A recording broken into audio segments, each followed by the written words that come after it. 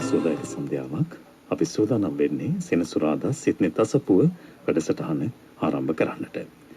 මීට දින දෙකකට පෙර ආතුව පොසොන්පුර පසළොස්වක පොහෝ දිනේදී ඓතිහාසික අනුරාධපුර මහමෙවුනා උයනේ මිහිඳු මහරහතන් වහන්සේගේ ලංකා ගමනයෙන් පසු ඉදි වූ පළමු සෑරදානන් වහන්සේ වූ තෝපාරාම චෛත්‍යරාජාණන් වහන්සේ අභියසයි ශ්වේත පූජා සජීවී වැඩසටහන පැවැත්වුණේ ජන සහභාගීත්වයෙන් තොරව. ඉතින් එදින ඔබ සන්ධ්‍යාවේදී ශ්‍රවණය කළා රාත්‍රී 7 ධර්මානුශාසනාව පෝදා අපේ පූජනීය ගරු දේශකයන්න් වහන්සේ පූජනීය වන්දනීය වල්පොළ ගෞතම ස්වාමීන් වහන්සේගේ ධර්මානුශාසනාව.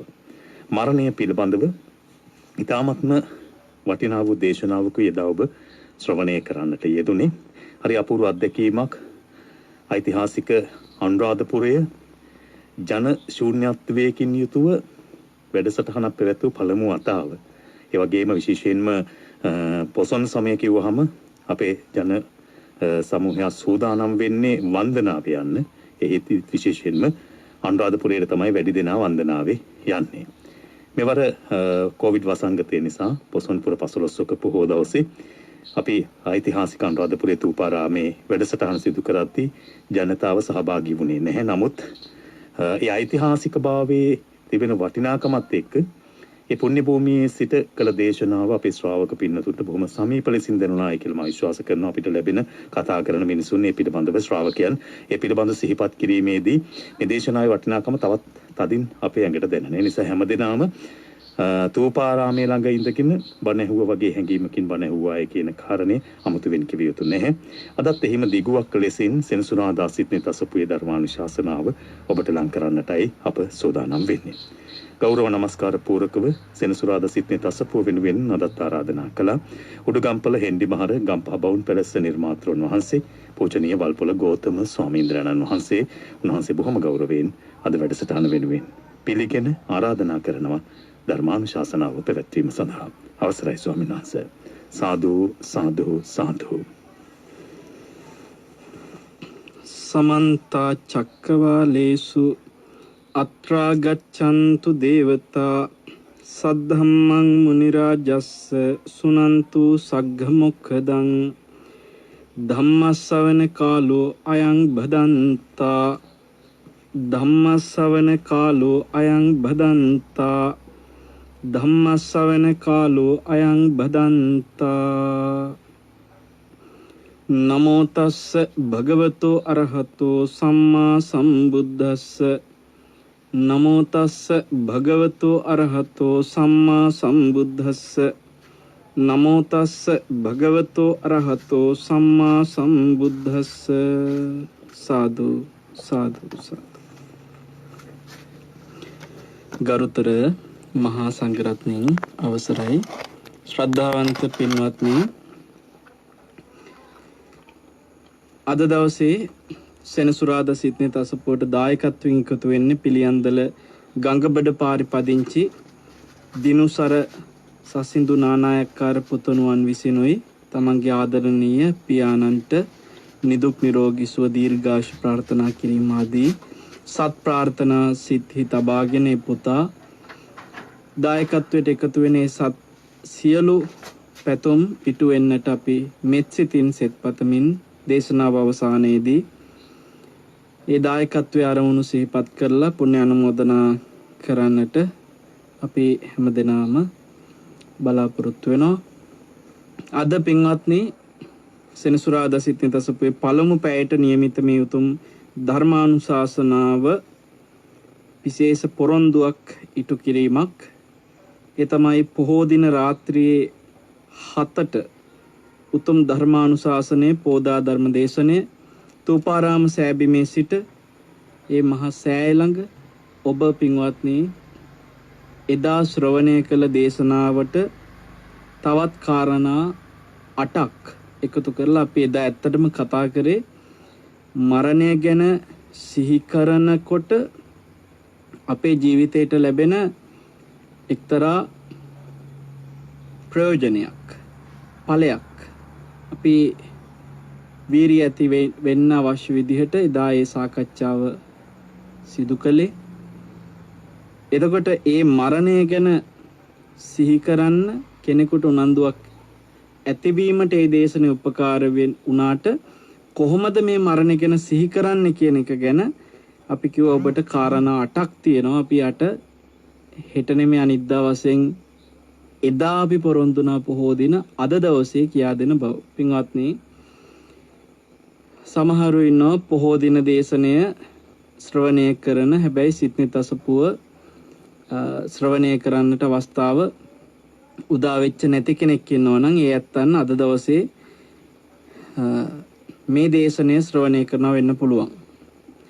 ඒ වගේම සිත්නේ තසපුව අහන සමහර පින්නතුන් ඉන්නවා පොහෝ දින දේශනය මගහැරෙන. ඉතින් මේ දේශනාව එදා දේශනාවේ දිගුවක් නිසා මම ඔබට කරුණාවෙන් සිහිපත් කරනවා. ඔබට අවශ්‍යතාවයක් තියෙනවා නම් පොහෝ දින සිදු කරපු අද දවසට નિયમિત දේශනාවේ මුලින් කතා කළ ඒ වටිනා පළමු කොටස ශ්‍රවණය කරන්නට ඔබට උවමනාවක් අවශ්‍යතාවයක් තියෙනවා නම් අන්තර්ජාල භාවිතයක් තියෙන කෙනෙකුට කාරුණිකව සිහිපත් කරනවා.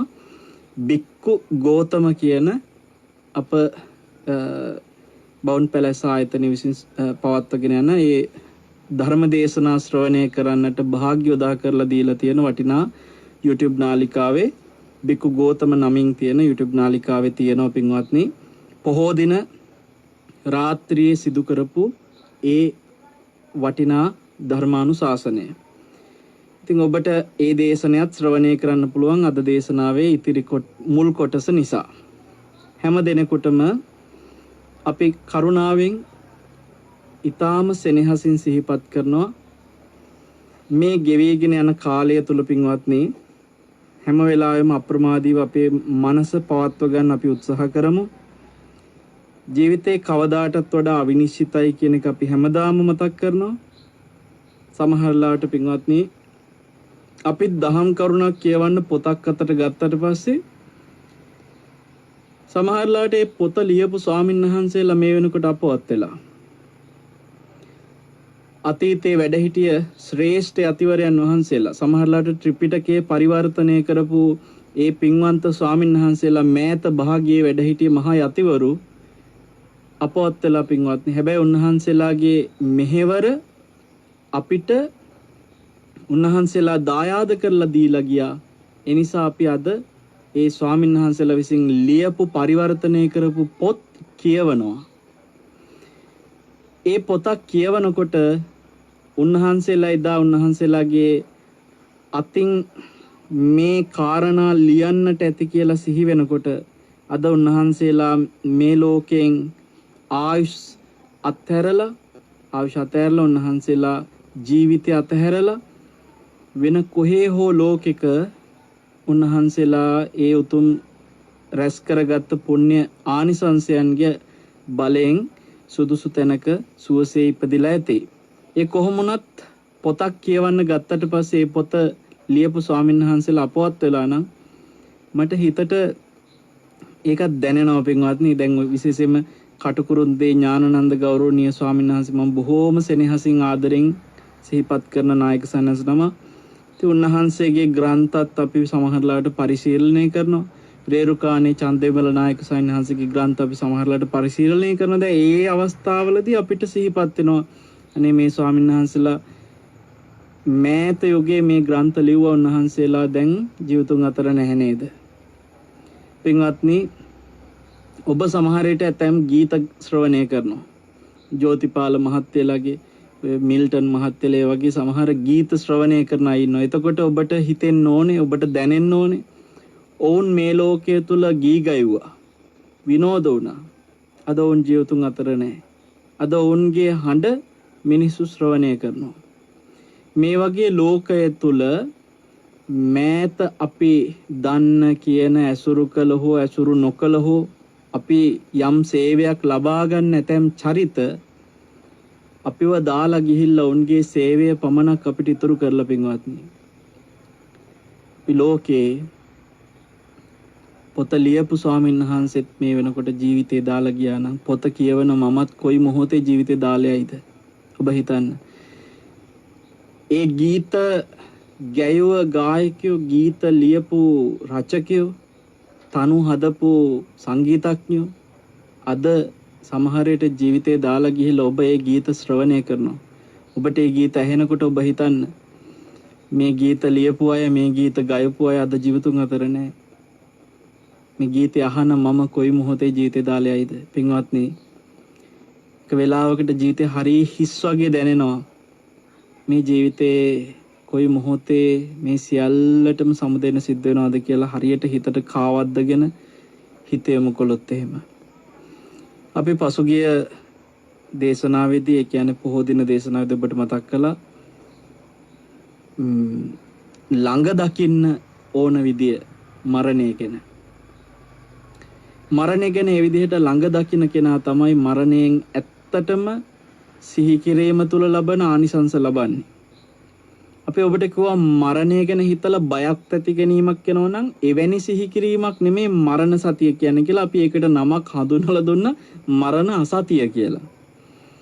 මරණය ගැන සිහි කිරීමෙන් තැති ගන්නවා නම් බයක් එනවා නම් අම්බෝ මට මේ දාලා යන්න වෙයි කියලා හිතනකොට කොයි වෙලාවෙ මට යන්න වෙයිද දන්නේ නැහැ දෙයියනේ අනේ ඉතින් කියලා හිතෙනවා නම් එතන බයක් එනවා නම් පීඩනයක් එනවා නම් තැති ගැනීමක් එනවා නම් පින්වත්නි මේ ලෝකේ අවබෝධයක් නැහැ. මේ මනුස්සයා ඉන්නේ අසිහියෙන්. එතන එහෙනම් සතිය කියන වචනේ පාවිච්චි කරන්න බෑ. ඒක මරණ සතිය නෙමෙයි. එහෙනම් මරණ ගැන හිතන පමණින්ම මරණානුස්සතිය නෙමෙයි කියන එක අපි එදා දේශනාවේ ඔබට තේරුම් කරලා දුන්නා. අපි පින්වත්නි මේ මරණය ගැන සිහි කරන්න තියෙන ආකාර 8ක් විසුද්ධි මාර්ගයේ විස්තර කරනවා. අපි ඒ ආකාර 8 තමයි දැන් සාකච්ඡා කරන්න බලාපොරොත්තු වෙන්නේ.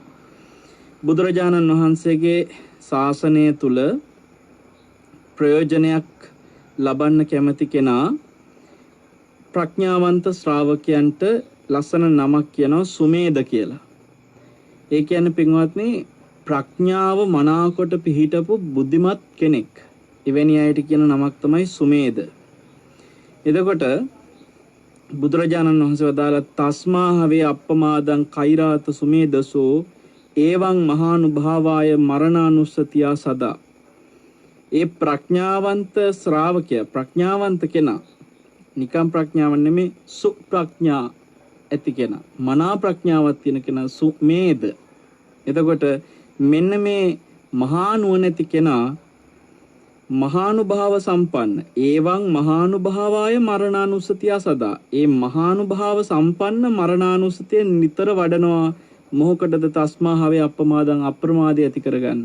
පින්වත්නි, බුදුරජාණන් වහන්සේ අපිට ජීවිතේ ඕන කෙනෙකුට තමන්ගේ ජීවිතය අතහැරලා යන වෙලාවේ අපි කියන වචන ටිකක් තියෙනවා. මේ වචන ටික ඒ මොහොතේ නිකන් අර ආවට ගියාට කරන විහිළු තහළු නෙමෙයිනේ. දැන් ඔබ හිතන්න රෝහල් ගත වෙලා කවුරු හරි කෙනෙක් මැරෙනවා. මට මතකයි එක්තරා මේ වර්තමානයේ ජනප්‍රිය තැනැත්තිය ප්‍රසිද්ධ මාධ්‍ය සාකච්ඡාවකදී ඇය එතෙන්දි සිහිපත් කරනවා තමන්ගේ අම්මා තමන්ව දාලා යන වෙලාවේ ළඟ හිටිය පුංචිට කිව්වලු ඒ මේ දරුවා, ඒ කියන්නේ තමන්ගේ මේ දුව, ඒ දුවයි තව පොඩි දුවෙක් ඉන්නවා මේ අයව බලා ගන්න කියලා. එතකොට ඒ තමන්ගේ නංගිට මේ මිය යන අම්මා කියන්නේ මේ ළමයින්ගේ පුංචිට. පින්වත්නි, ජීවිතයේ අන්තිම මොහොතේ හුස්ම ටික යන මොහොතේ හොඳට සිහි කල්පනාව තිබ්බොත් ඒ වගේ කියන්නේ ඊටාම ඒ කියන්නේ කියන වචන ටික එයාට තියෙන වටිනාම තීරණයක් වෙන්න පුළුවන්. අනේ මගේ ළමයි ටික කොහොම හරි බලා ගන්න. ඒ වගේ බලන්න කියන වචන ටික පින්වත්නි ඊටාම තීරණාත්මක වචන ටිකක් කියන එක තේරුම් ගන්න. ඒ සාමාන්‍යයෙන් අපි මරණයට ආසන්න වෙච්ච මොහොත නෙවෙයි නිකන් ඔහේ hina වෙවි දුවලා පැනලා කියෝ ඉන්න වෙලාවල් වලට කියන්නේ ඕනතරම් විහිළු කරනවානේ. කිසි වැඩකට නැති ඒවා කියවනවා, විහිළු තහළු කරනවා. හොන්දට බලන්න මැරෙන්න හුස්ම ටික යන අන්තිම මොහොතේ කවුරු හරි කෙනෙක් ඒ වගේ විහිළු තහළු කරනවද? නැහැ. හරිම තීරණාත්මක වචන ටික අපිට කරන්නේ. පින්වත්නි, පෘථග්ජන ලෝකයා කෙලෙස් සහිතව පිට කරන වචනත් එච්චර තීරණාත්මකයි නම් බයක් ඇති ගැනීමෙන් පීඩණයෙන් සියල්ල දාලා යන්න වෙන මොහොතේ ආයි කිසිම වචනයක් මේ කටෙන් පිට කරන්න අවස්ථාවක් නැහැ. මේ තමයි කියන්න තියෙන අන්තිම වචන ටික කියලා දැනෙන ඒ වචන ටික එච්චර තීරණාත්මකව මේ පෘථග්ජනයොත් කියනවනම් ඔබ හිතන්න නිකලෙසු බය තැති ගැනීම සියල්ලෙන් මිදුන මුළු ලෝකේ සියල්ලම අවබෝධ කරපු යමක් අවබෝධ කරන්න තියෙනවා නම් ඒ සියල්ල පරිපූර්ණ ප්‍රත්‍යක්ෂ කරගත්ත අපේ ශාස්ත්‍රුන් වහන්සේ හුස්ම පොද මේ වාතලයට නික්මිලා පිරිනිවෙන අවසාන මොහොතේ පින්වත්නි උන්වහන්සේ බුදුමුවෙන් පිට කරපු ඒ වචන ටික බුද්ධ අවවාදයේ අන්තිම වචන ටිකත් මොකද්ද? මේ සංස්කාරයන් නැසෙන සුළුයි අප්‍රමාදීව කටයුතු කරන්න කියලානේ. උන්වහන්සේගේ අන්තිම වචන ටික එහෙනම් අප්‍රමාදී වෙන්න කියලා. ඒතර පින්වත්නි ඔබ හිතන්න පෘථග්ජනයත් අන්තිම වචන ටික එච්චර තීරණාත්මකව මොනවා හරි වටිනාම කියමනක් කියනවා නම් තමන්ගේ ජීවිතේට වැදගත් දෙයක්. ඔහේ ආවට ගියාට නැතුව බුදවරු කියන්නේ ජීවිතේ කවමදාකවත් ආවට ගියාට දේවල් කියපු නැති අය. බුදවරු කියන්නේ ජීවිතේ කවදාකවත් විහිළු තහළු කරපු නැති අය. බුදවරු කියන්නේ පින්වත්නි පිට කරන හැම වචනයක්ම අර්ථ සම්පන්න වචන පිට කරපු ඇත්තෝ.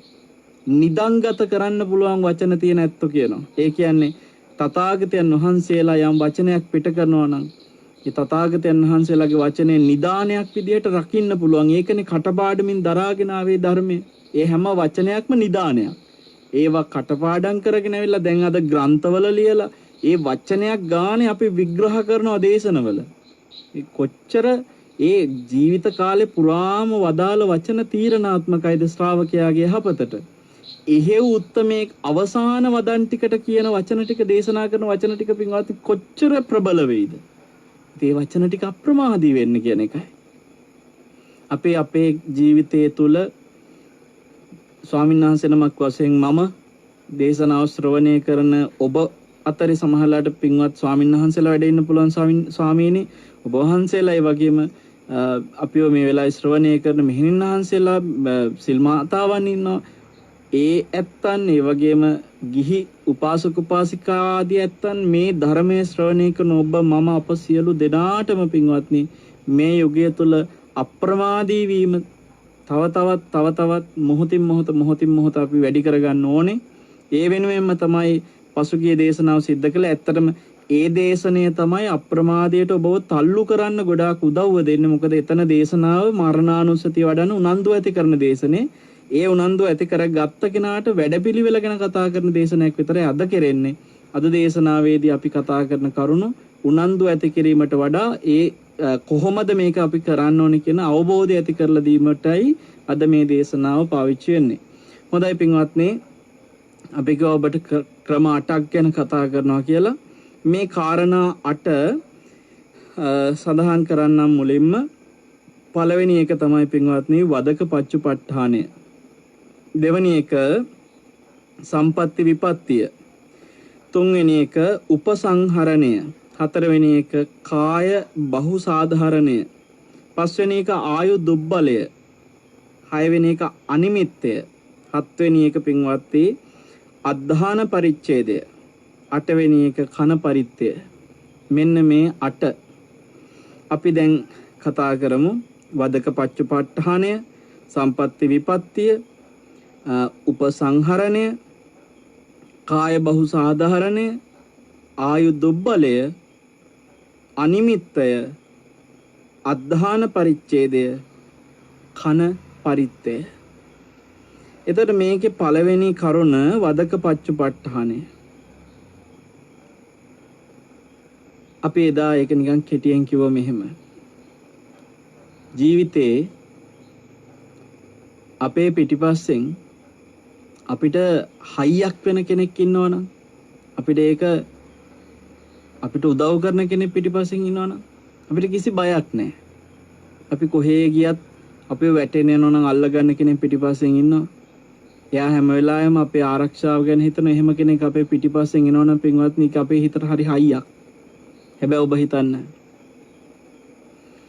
අපේ පිටිපසින් පින්වත්නි හතුරෙක් එනවා කියලා අපිට දැනෙනවා නම්, අපිව ඝාතනය කරන්න කෙනෙක් එනවා කියලා දැනෙනවා නම්, එතකොට අපි කොතනට ගියත් යන්නේ බයෙන් පීඩණයකින්. දැන් හිතන්න යම් කිසි පුද්ගලයෙක් පිටිපස්සෙන් ඇවිල්ලා පහර දෙන්න ඉඩකඩ තියනවා කියලා යම් හේතුවක් හින්දා ඔබට යම් කාලයක බයක් ඇති වෙනවා. යම් සිදුවීමක් හින්දා ඔබට බයක් ඇති වෙනවා. එතකොට ඔබ කොයි වෙලාවෙ ගියත් පිටිපස්ස බල බල දැන් එයිද දැන් ගහයිද දැන් මාව මරලා දායිද කියලා බයෙන් යන්නේ කොතනට ගියත්. පින්වත්නි හිතන්න කියන මේ මරණය හරියට කඩුවක් අමෝරගත්ත වදකේ තෝ දැන් මරනවා කියා පස්සෙන් එන්නාසේ කියලා හිතන්න කියනවා. හරිම වටින උපමාවක්. කියන්නේ දැන් කඩුව අමෝරාගත්ත වදකයා කියන්නේ කවුද? ඒ කියන්නේ කඩුව කොපුවට දාලා කිසිම ලැහැස්ති පිට නැති මිනිසෙක් නෙවෙයිනේ.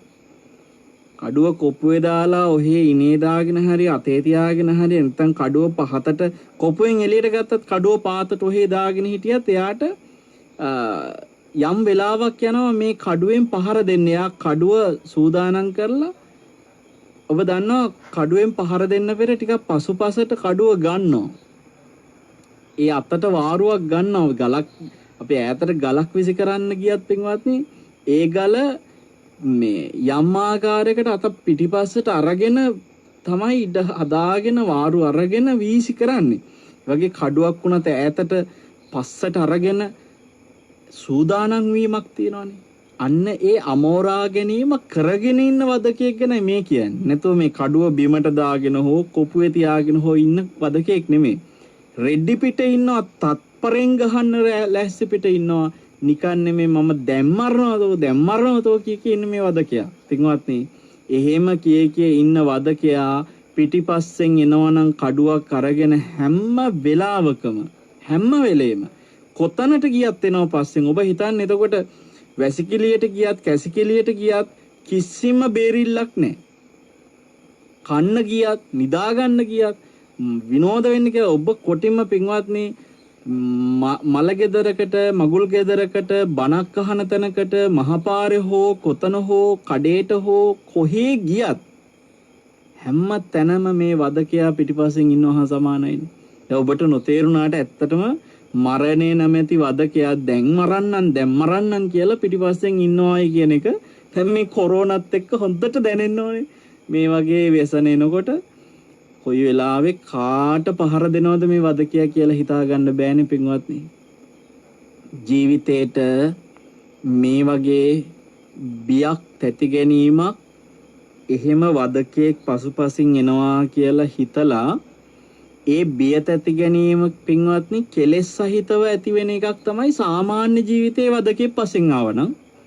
එතකොට අපි බිය තැති ගැනීම අරගෙන මෝහය තුල හිත හැමතිස්සෙම ඒක පීඩනයක් කරගෙන කිසිම හිතේ සැහැල්ලුවක් සංසිඳීමක් නැතුව ඉන්නවා. හැබැයි මේ වදකපච්චුපට්ඨානෙන් සිහි කරන කෙනා මරණයත් වදකයෙක්සේ සලකලා ඕනෑම මොහොතක පසුපසින් ඉන්නේ. ඒ හැම වෙලාවෙම පිටිපස්සෙන් ඉඳලා දැන් ගහයි මේ මරණය දැම්මාව මරලා දායි කියලා ඔබ ඒ වදකයෙක් විදියට මේ මරණය නැමැති කඩුව අමෝරාගත්ත වදකයා හැටියට සිහි කරනවා නම් එතන පින්වත්නි ඇති වෙන්න ඕනේ පීඩනයක් හෝ සැහැල්ලුව නැතිවීමක් හෝ අපහසුතාවයක් හෝ නෙමෙයි. එතන ඇති වෙන්න ඕනේ අපි පැහැදිලි කළා ඔබට මරණය ගැන සිහි වෙන්න කාලයේ වටිනාකම වැඩි වෙනවා. කාලයේ වටිනාකම වැඩි වෙනකොට එක තත්පරයකට පව වටිනාකම වැඩි වෙනවා. මා ඔබට එදා සිහිපත් කළා රෝහලේ අන්තිම විනාඩි ගානේ අසාධ්‍යව රියානතුරකින් හෝ යමකින් මේ රෝහල් ගත කරලා ඉන්න ඒ රෝගියාට වෛද්‍යවරු කියනවා නම් කිසිම ආකාරයකින් මේ වෙලාවේ වෛද්‍යවරු හැටියට කරන්න දෙයක් නැහැ. ජීවිතේ තව විනාඩි ගානයි තියෙන්නේ කියලා. ඔබට මතක් කළා ගේම් ගහන්න පුරුදු වෙච්ච කෙනෙක් නම් එයා ඒ විනාඩි ගානේ අර ඉතුරු වෙච්ච ලකුණු ටික ගන්න ඕනේ. මං ඉතුරු ලෙවල් එකට ටක් ගාලා ගේම් එක ගහලා යන්න ඕනේ. ඒව හිතන්නේ ඊට පස්සේ මෙගා නාට්‍ය බල හිටපු කෙනා මට ඊයේ එපිසෝඩ් එක බලන්න බැරුණා. මම ඒකේ මොකක්ද උනේ කියලා ඒ වෙලාවේ අර අන්තිම මැරෙන්න මේ අන්තිම රෝහලේ ඉන්න විනාඩි ගාන ඇතුලේ මතක් වෙන්නේ නැහැ නේ අනේ ඊයේ එපිසෝඩ් එකේ අරයට මොකක් වුණාද කියලා බලන්න ඕනකම එන්නේ. ඒ වගේ පින්වත්නි අපි අපේ ජීවිතයේ සමහරලාවට නොඑක් අප්‍රමාදීකමින් ඈත් කරපු දේවල් ජීවිතේ තියාගත්තා නම් අපි වටා ඒ හැම දෙයකින්ම මොකද වෙන්නේ? මරණය ගැන සිහි කරන කෙනා ඈත් වෙනවා. එයා කාලයට වටිනාකමක් හදාගෙන ඒ කාලෙන් උපරිම වැඩ ගන්න කෙනෙක් වෙනවා. එහෙනම් බයක් ඇති ගැනීමක් ඇවිල්ලා පීඩණයෙන් ඔහේ ඉන්නේ ප්‍රබෝධමත් වෙනවා. පුළුවන් තරම් මේ කාලයෙන් ප්‍රයෝජනයක් ගන්න එයා උනන්දුවක් ඇති වෙනවා. එතකොට වදක පච්චපට්ඨානෙන් දකින්නවයි කියලා කියන්නේ අන්න එහෙම නිතර ඒක පුරුද්දක් කරගන්නවා ජීවිතේ. මේක නිකන් මේ පොතේ තියෙන වදක පච්චපට්ඨාන කියන වචනෙට සීමා වෙලා නෙමෙයි. Tamanට හැමතිස්සෙම හිතට පුරුද්දක් කරගන්නවා. ඔබ කියන්න දැන් මේ දේශනෙන් ඔබ ඔන්න පළවෙනි කාරණේ ඇහුවා වදක පච්චපට්ඨාන කියන්නේ මේ කඩුවක් අමෝරගත්ත වදකෙක් කොයි වෙලාවෙත් මරන්න පස්සෙන් ඉන්නවා වගේ මරණය දිහා දකින්න කියලා. දැන් ඕක ඇහුවා. දැන් ඕක ඔබ දන්නවා. දැන් මේක ඔතනින් දැනන් ඉන්න එකක් නෙමෙයි. මේ ක්‍රම 8ම කරන්න කියලාත් නෙමෙයි කියන්නේ. මේ 8න් ඔබට හිතට ගැළපෙන එකක් තෝරගන්න මොකක් හරි එකක්. ඒක හැමතිස්සෙම මේ විදිහට හිතන්න පටන් ගන්න කියලා. මම ඔබට ගියවර කියලා දුන්නා කුට්ටියෙන් එළියට එනකොට දොර ලොක් කරන්න වෙලාවේ මම හිතනවා නම් මම ආයි ඇවිල්ලා මම දේශනයකට යනවා මට යන්න පැයක් යනවා ගිහිල්ලා එතන දේශනාව කරන්න පැයක් ගත වෙනවා දේශනය කරලා ආයෙ එන්න පැයක් ගත වෙනවා එතකොට ඔක්කොම පැය 3ක් හෝ ඊට ටිකක් වැඩියෙන් ගත වෙනවා කාලේ මං ආපහු මේ කුටියට එන්න දැන් මම මේ දොර ලොක් කරලා ගියාට ආයෙ පැය 3යි ගානකින් ඇවිල්ලා මේ දොර අරින්න බැරි වෙන්න පුළුවන් මේ යන අතරමඟ මගේ ජීවිතේ නැති වෙන්න පුළුවන් කියලා මම හිතනවා නම් අර දොර ලොක් කරන වෙලාවේ මං කෝ ඒකත් ප්‍රමාදයි කියලා. ඒ බුදුරජාණන් වහන්සේ අර දුතේ මරණානුසති සූත්‍රය පෙන්නපු විදිහට ඒකත් ප්‍රමාදයි. උන්වහන්සේ අර උඩට ගත්ත හුස්ම රැල්ල යටට හෙලන්න කලින් මැරෙන්න පුළුවන්. එහෙම නැත්නම් අතේ තියෙන බත්කට මුකෙන් තියන්න කලින් මුකේ තියාගත්ත බත්කට ගිලින්න කලින් මැරෙන්න පුළුවන් කියලා හිතන්න කියලා කිව්වේ ඒ තරම්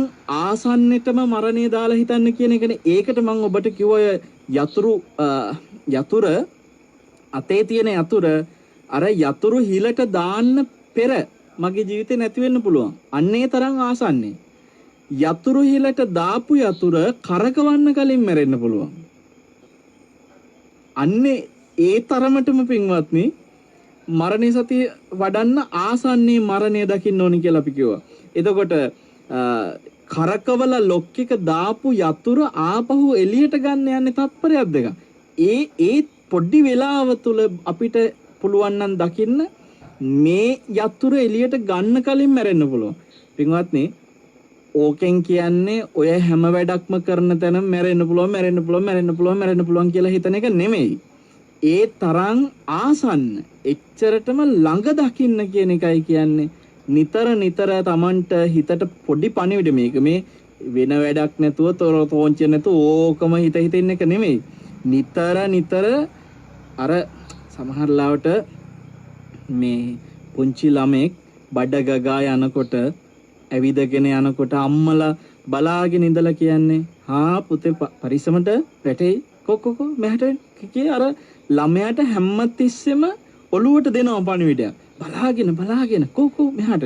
දැන් ඔබ දැකලා ඇති ඔය පුංචි ළමයි අර රෝද දෙකේ මේ සයිකල් එකක් පාපැදියක් පදින්න පුරුදු වෙනකොට තව රෝද දෙකකුත් හයි කරගෙන මේ ඒකට අමතර රෝද දෙකකුත් හයි කරගෙන යනවා. ඒත් අර දැන් රෝද 4ක් තියෙනවා. හැබැයි ඒත් අම්මලා හැම වෙලාවෙම අර බයිසිකලේ අලුතෙන් හා පුරා කියලා අරන් යන ළමයාට කියනවා බලාගෙන වැටෙයි කිය කොකෝ මේ තව ටිකක් මෙහෙන් යන්න ඔය පාරට වැඩි කො මෙහාට.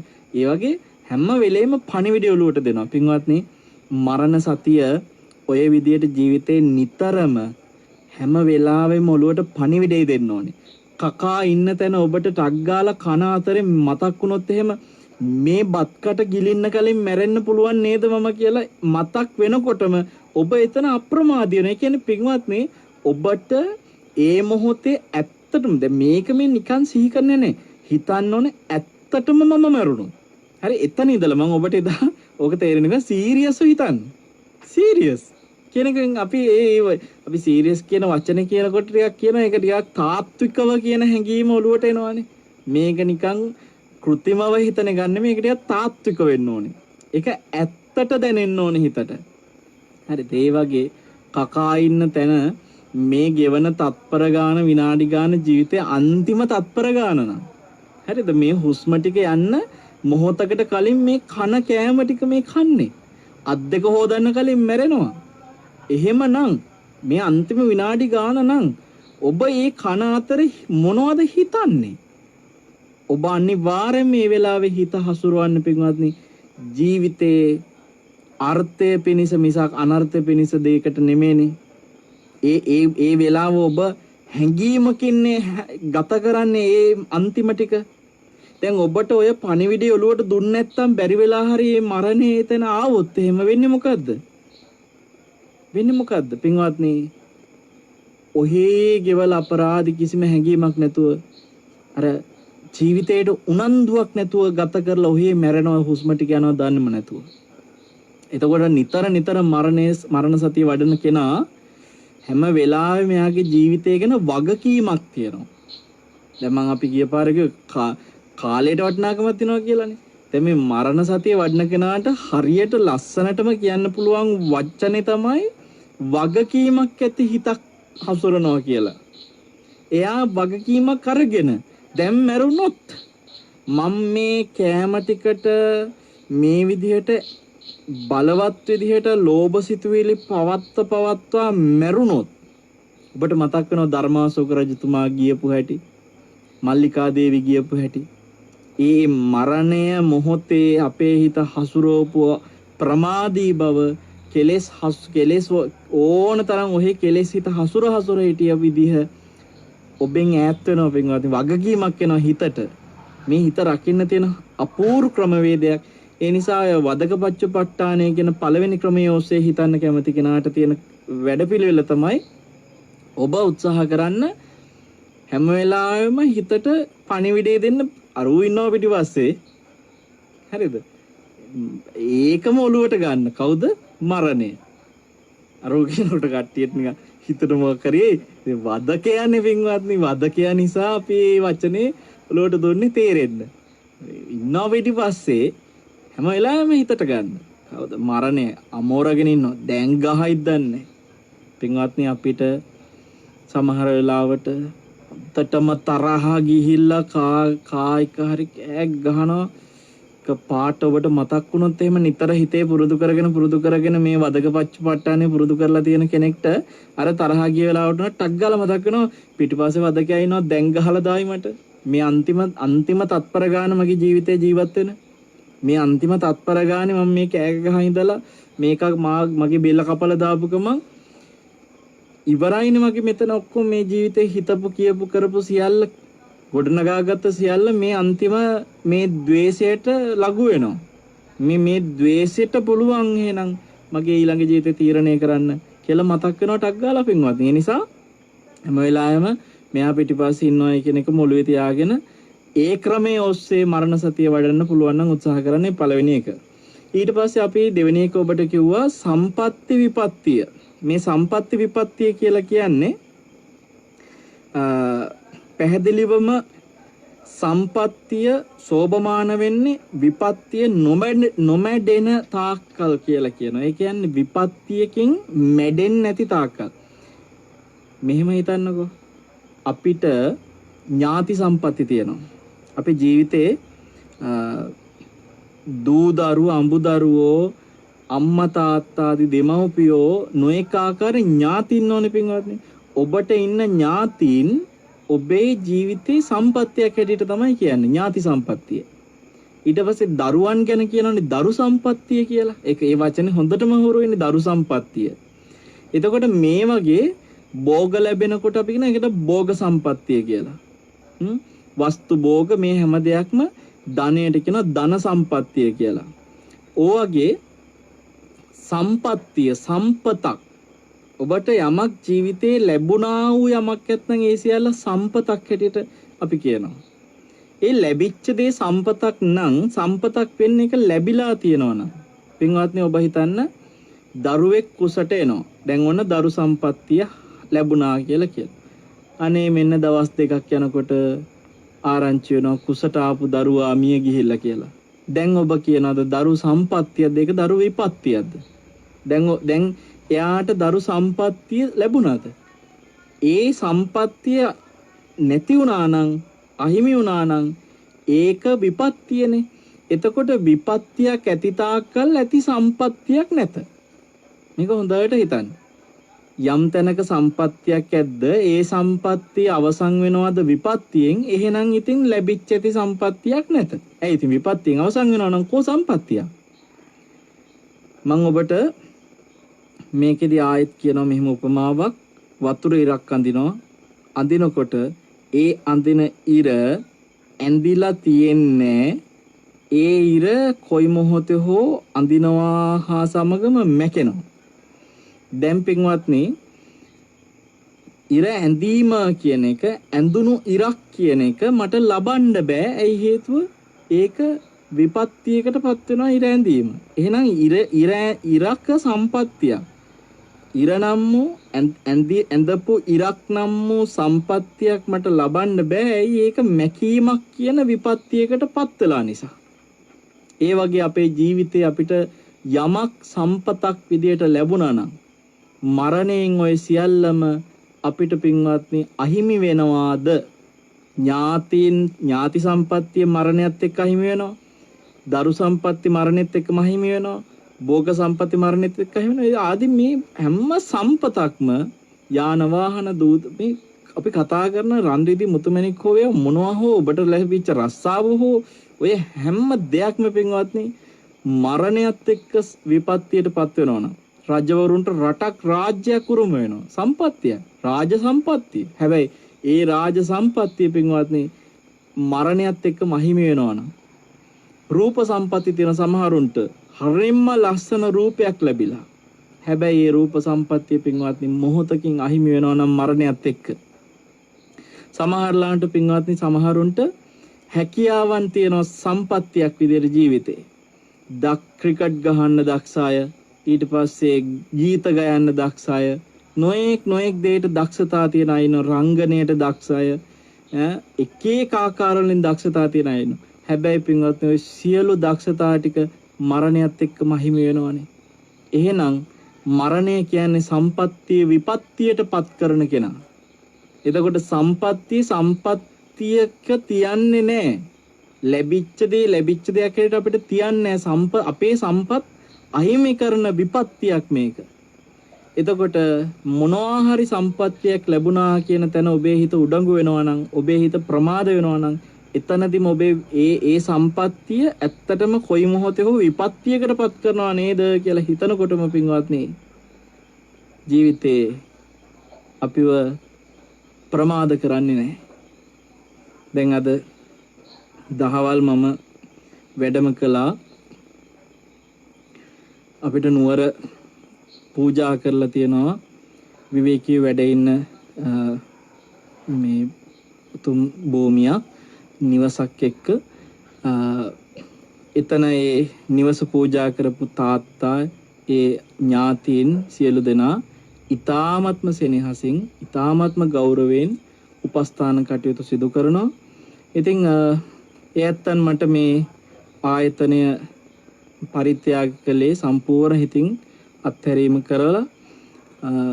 එතකොට ඔවුන් ඒක අතහැරලා මට මෙතෙන්දී ස්වාමීන් වහන්සේ විවේකීව වැඩ ඉන්න පරිහරණයට පාවිච්චි කරන්න කියලා දුන්නම මම මේක හිතනවා නම් දැන් මට ලැබුණ දෙයක් හැටියට එතෙන්දි පින්වත්නි මම ඒ ලැබීම සම්පත්තියක් හැටියට ඔලුවට අරගෙන යම් විදියකට හිත ප්‍රමාද වෙනවනම් මට ඒ මොහොතේම හිතට එනවද මාගේ මරණය මේ ගත වෙන විනාඩිය තුළ, මේ ගත වෙන හුස්ම රැල්ල මේ උඩට ගන්න යටට හෙලන මේ පුංචි මොහොත තුළ මාගේ මරණය සිද්ධ වුණොත් මේ ලැබුණා කියන සම්පත්තිය විපත්තියක්නේ.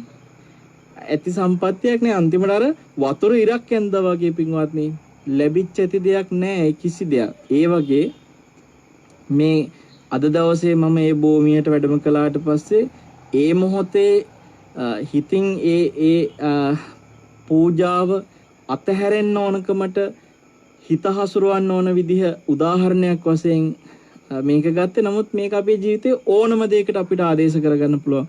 ඔබට පින්වත්නි යමක් උරුම වෙනකොට ඒ හැම දෙයකම ඔබ පරිහරණය කරන්න. පරිහරණය කරන එක නෙමෙයි මෙතන ප්‍රශ්නේ තියෙන්නේ. අපි ඒක එක්ක අපේ හිත ප්‍රමාද කරගන්නවා. හිත ප්‍රමාද වෙනවා කියන්නේ මොකද්ද?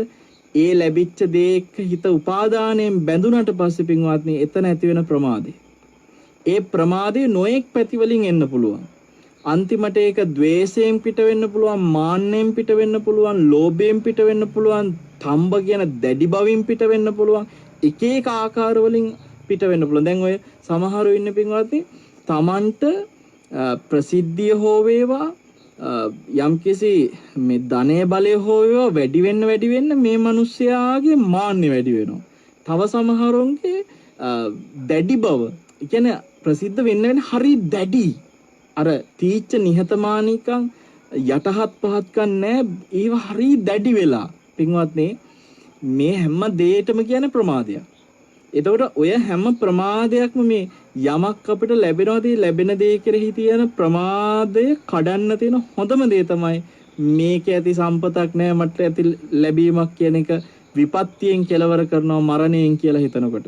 එතකොට අපිට හිතෙනවා ඉතින් මැරෙන්න ඉතින් තව කල් තියනවනි කියලා හිතුවම තමයි තව ඔන්න ප්‍රමාද වෙන්නේ. ඔබට හිතෙනවා නම් ඒ මරණය මේ තත්පරේ විය හැකියි කියලා දැනුනොත් එහෙනම් ඉතින් මේ ලැබිච්ච දේ මේ තත්පරේම විපත්තියටපත් වෙනවා. මරණය ඈත දැක්කම තමයි හිතෙන්නේ ආයි ලැබිච්ච දේත් ඉතින් අවුරුදු ගාණක් හරි මගේ අතේ තියෙනවනේ කියලා හරි කෙනෙකුට හිතෙන්නේ නැහැ. පින්වත්නි මේ විනාඩිය තුල මේ තත්පරය තුල මේ ලැබිච්ච දේ අහිමි වෙන්න එකම හේතුව මේ මොහොතේ මාගේ ජීවිතේ මරණයටපත් වීමම විය හැකි නේද කියලා දැනෙද්දී පින්වත්නි මොන මාන්නයක්ද මොන ලෝභයක්ද මොන ගැටීමක්ද මොන දැඩි බවක්ද නිහතමානීව ජීවිතේට ලැබිච්ච දේ භුක්ති විඳින්න කෙනෙකුට ශක්තිය ලැබෙනවා. කෙනෙක් යම් ආකාරයකට Tamanට උපතින් ලැබිච්ච දෙයක් වෙන්න පුළුවන්, වාසනාවට ලැබිච්ච දෙයක්, Taman ජීවිතේ ළඟා කරගත්ත දෙයක්, මහන්සියෙන් දුක් මහන්සියෙන් සමහරුන්ට එහෙම දුක් මහන්සියෙන් ළඟා කරගත්ත දේත් එක්ක සමහරු ඉන්නවා හරිම ප්‍රමාදයයි. එයාලගේ තියෙනවා මමනේ දන්නේ මම මේවට දුක් විඳ හැටි ජීවිතේ. මම දන්නවා අපි කොච්චර කැපකිරීම කරලාද මේ දේවල් ලබා ගත්තේ කියලා. එයාලට නිකන් අර ඒක නැවත කවදාක තමන්ට අහිමි වෙන්නේ නැති දෙයක් වශයෙන් හිත හරියට පින්වත්නි කෙලෙස් එක්ක ප්‍රමාද වෙනවා. හරිම පීඩනයක් ඒක. ඇත්තටම මේ පීඩනේ තියෙනකොට ඔබට ඒ අවශ්‍ය දේ භුක්ති විඳින්න තියෙන හිතේ සැනසීම පවන්නේ මාන්නෙන් ඔබ ලබාගත සම්පත්තිය පාවිච්චි කරන්න කිතන ඒක සම්පත්තිය ඇතුළට හිතට සැනසීමෙන් පාවිච්චි කරගන්නවත් බෑ ඒ මාන්න නිසා. ඒ මිනිස්සයා එතකොට පින්වත්නි ඉන්නේ හරිම පීඩනයක. ඒතර මේ මරණ සතිය වඩන කෙනා මේ මොහොතේ මේ හැමදේම මට අත්හැරිලා යන්න පුළුවන් කියලා හිතනවා නම් එතනම පින්වත්නි මේ මිනිස්සයාට තියෙන මහා සැනසෙල්ල. ඔබට මතකද අපි ගිය පාර කතා කළා අර උපමාවක් මේ පාණිනී ගැන. ඒ කියන්නේ මේ පාණිනී කියලා ඒ කියන්නේ යා සංස්කෘත මහා පොත් ලියපු ශ්‍රේෂ්ඨ පඬිවරයෙක්.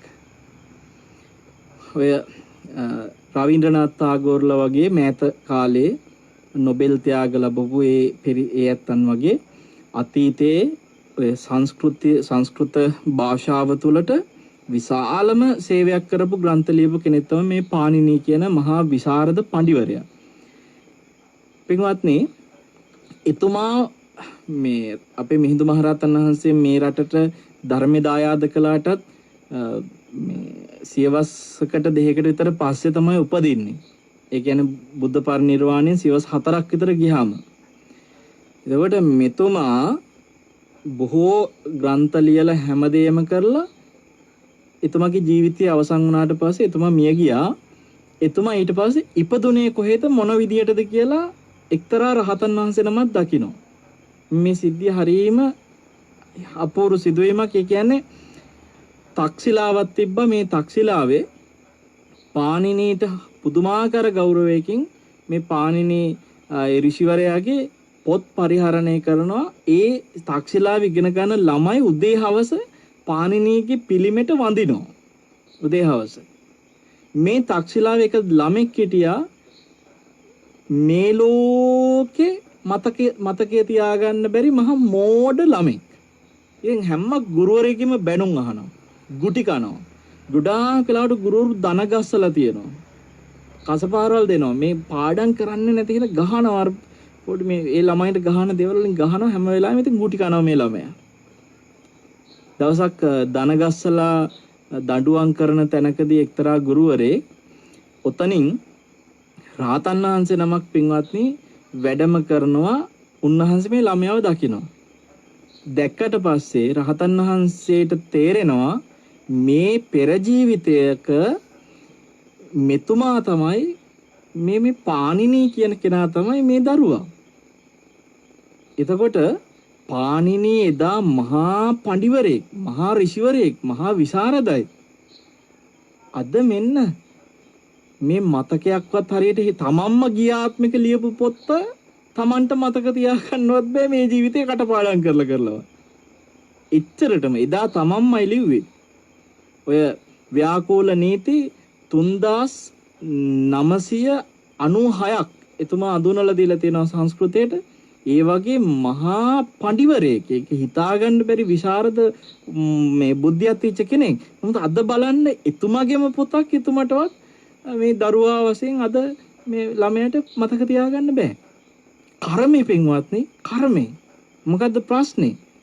එදා ඒ හිත හසුරලා තියෙන විදිහ මතකනේ චුල්ලපන්තක ස්වාමීන් වහන්සේ. ඒත් පෙර ජීවිතේක හොඳ මේ ශ්‍රේෂ්ඨ ගුරුවරයෙක්. මට මේ සිදුවීම එක තේරෙනවා. හරි පඬිවරු වගේ ඉන්න ගුරුවරු සමහර වෙලාවට පරලවටම අහිත පිනිස හේතු වෙන විදියට, මෙලවත් අහිත පිනිස හේතු වෙන විදියට හැසිරෙන අවස්ථා වර්තමානෙත් තියෙනවා.